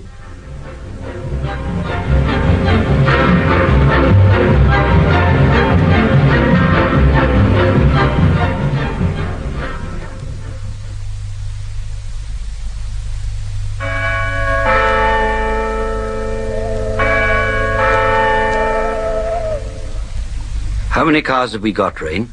4, apart from us, Sir Graham.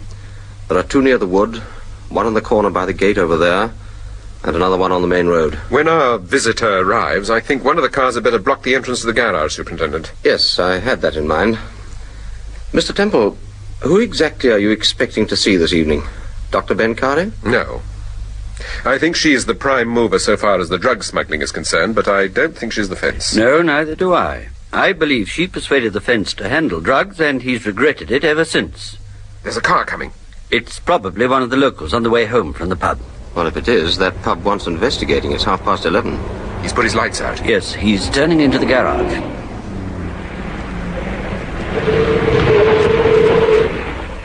He stopped. There he is. I can't see who it is. He's got his coat collar turned up. He's going down the passage at the side of the garage. This is our man, all right. Is Mrs. Fletcher armed? Yes, I gave her an automatic, but she won't use it except in an emergency. How long are we going to give him, sir? 4 minutes, 5 at the outside. Check your watch, Rain. There's the sergeant. He's pulling up in front of the entrance. Good. We'll give him another 4 minutes and then move in. Right.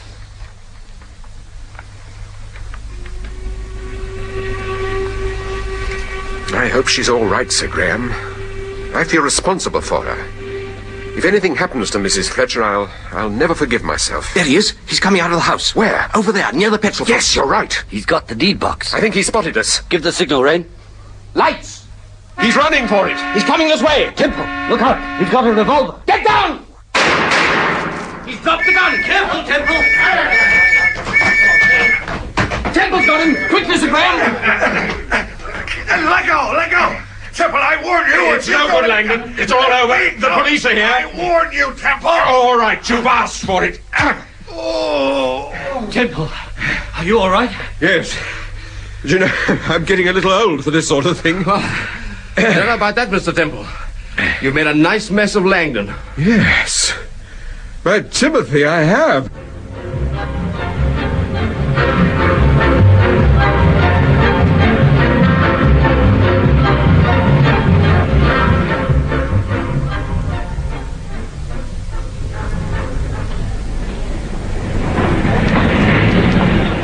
We'll be sailing in about 15 minutes.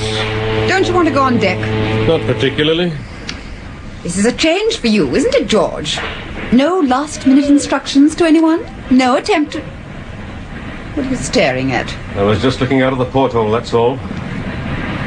Linda, this is supposed to be a pleasure cruise. Let's not try to get on each other's nerves. There aren't enough hangers for my dresses. All right, ring for the steward. Or better still, go and have a word with the purser. You'd better get to know him anyway. Let the poor devil know what he's in for. Well, if I see the purser, I shall complain about the accommodation. This bathroom's absurd. All right, do that. See where it gets you. Don't leave the cabin till I get back. That you can depend on, Linda. Oh, perhaps you'd be kind enough to pass me that carafe of water. Thank you. Now I'm going to see that purser.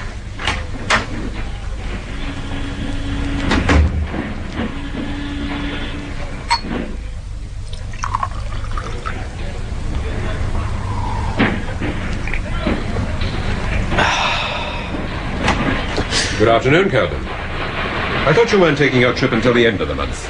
I changed my mind. A sudden decision? Yes, Temple, a sudden decision. Well, where are the police? I saw them through the porthole. They're talking to your wife. You picked up Langdon, I suppose? He did. Also Dr. Benkari and Larry Cross. Langdon talked? He had to. Otherwise the police might have believed he was the fence instead of you. He was most anxious that they shouldn't think that, Mr. Kelvin. Still, we've got enough evidence against you without Langdon. I suppose you mean Mrs. Fletcher and the deed box? Yes, and the fact that my wife's bracelet turned up at your house. Your wife? So that was it. You were the burglar. By proxy. You know, I should have been on to you earlier, Kelvin. I should have realized what Tony Wyman meant when he said, Kelvin, the fence. He wasn't warning you against the electric fence. He was warning me against you. That young fool overreached himself. He thought he knew all the answers, Temple. Just like you do. But you don't know all the... What is it, Kelvin? I took something just before you came in. I didn't intend the police to get me. Kelvin, you fool! Oh! You fool! Kelvin! Mr. Temple, we've taken Miss... what is it?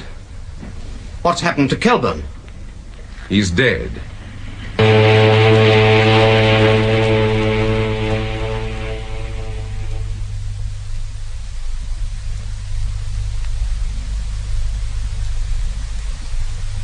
Would you like another brandy, Sir Graham? No, thank you. Steve? What about you, Superintendent? Well, I think I've Come on, had... just a little one.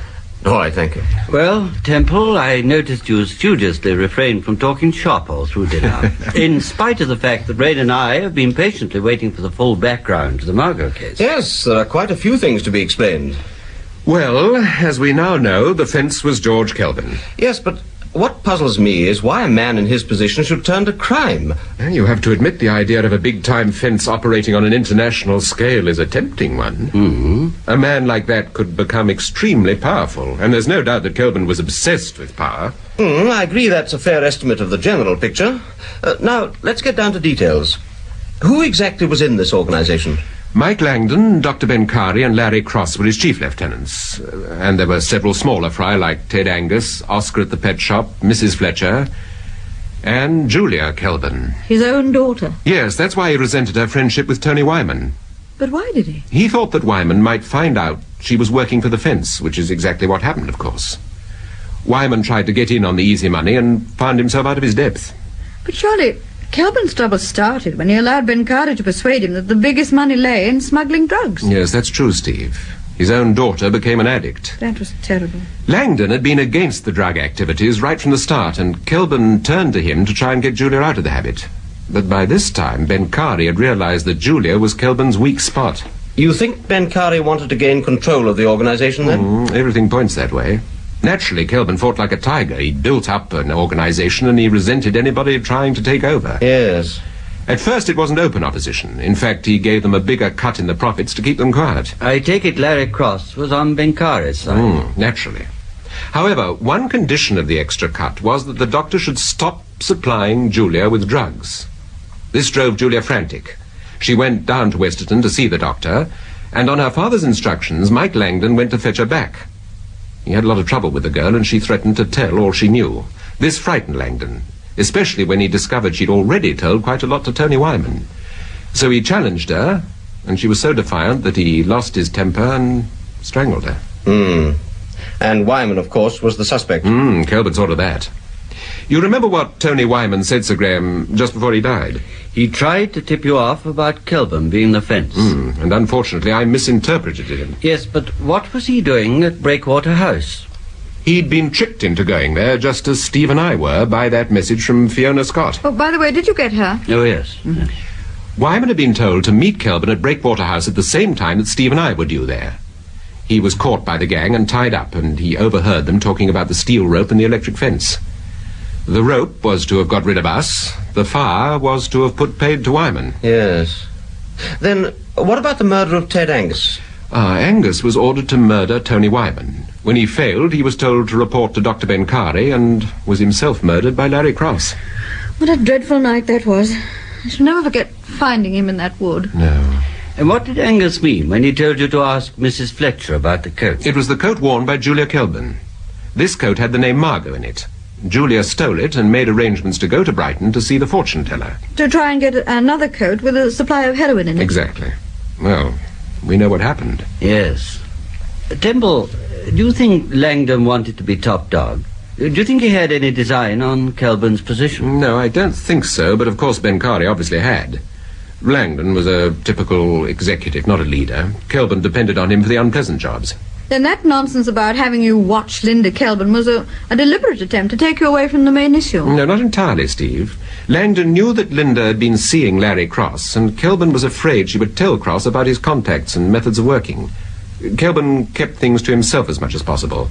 That's what Benkari resented. Mm-hmm. Yes, well, it seems to me it'll take a couple of years to straighten out Kelburn's affairs, legitimate and otherwise. Though just at the moment I'm more concerned with some of the smaller fry. Mrs. Fletcher, for instance. You know she saved our lives, Superintendent, and she's been most cooperative this past week or two. Yes, I know. I'm relying on you and Sir Graham to see she's let down lightly. All right, Temple. I'll have a talk with the public prosecutor. Oh, by the way, I hear her son is off the danger list. Yes, I think he'll be all right now. Larry Cross denied running him down. Oh, he's denied quite a lot of things that'll be brought home to him in the next week or so. Well, this has been quite a case, Temple. Quite a case. I should imagine you and Steve are ready for a pretty good holiday. Yes, and we're going to take one, Sir Graham. We're flying off to Jamaica on Thursday. Darling, I didn't know that. Oh, I know you didn't. But this is wonderful. How long are we going to be away? Oh, 5 weeks, 6 weeks, 10 weeks, perhaps. Well, don't stay away too long. London isn't the same without the Temples. Well said, Ray. Thank you. Don't worry, we'll be back.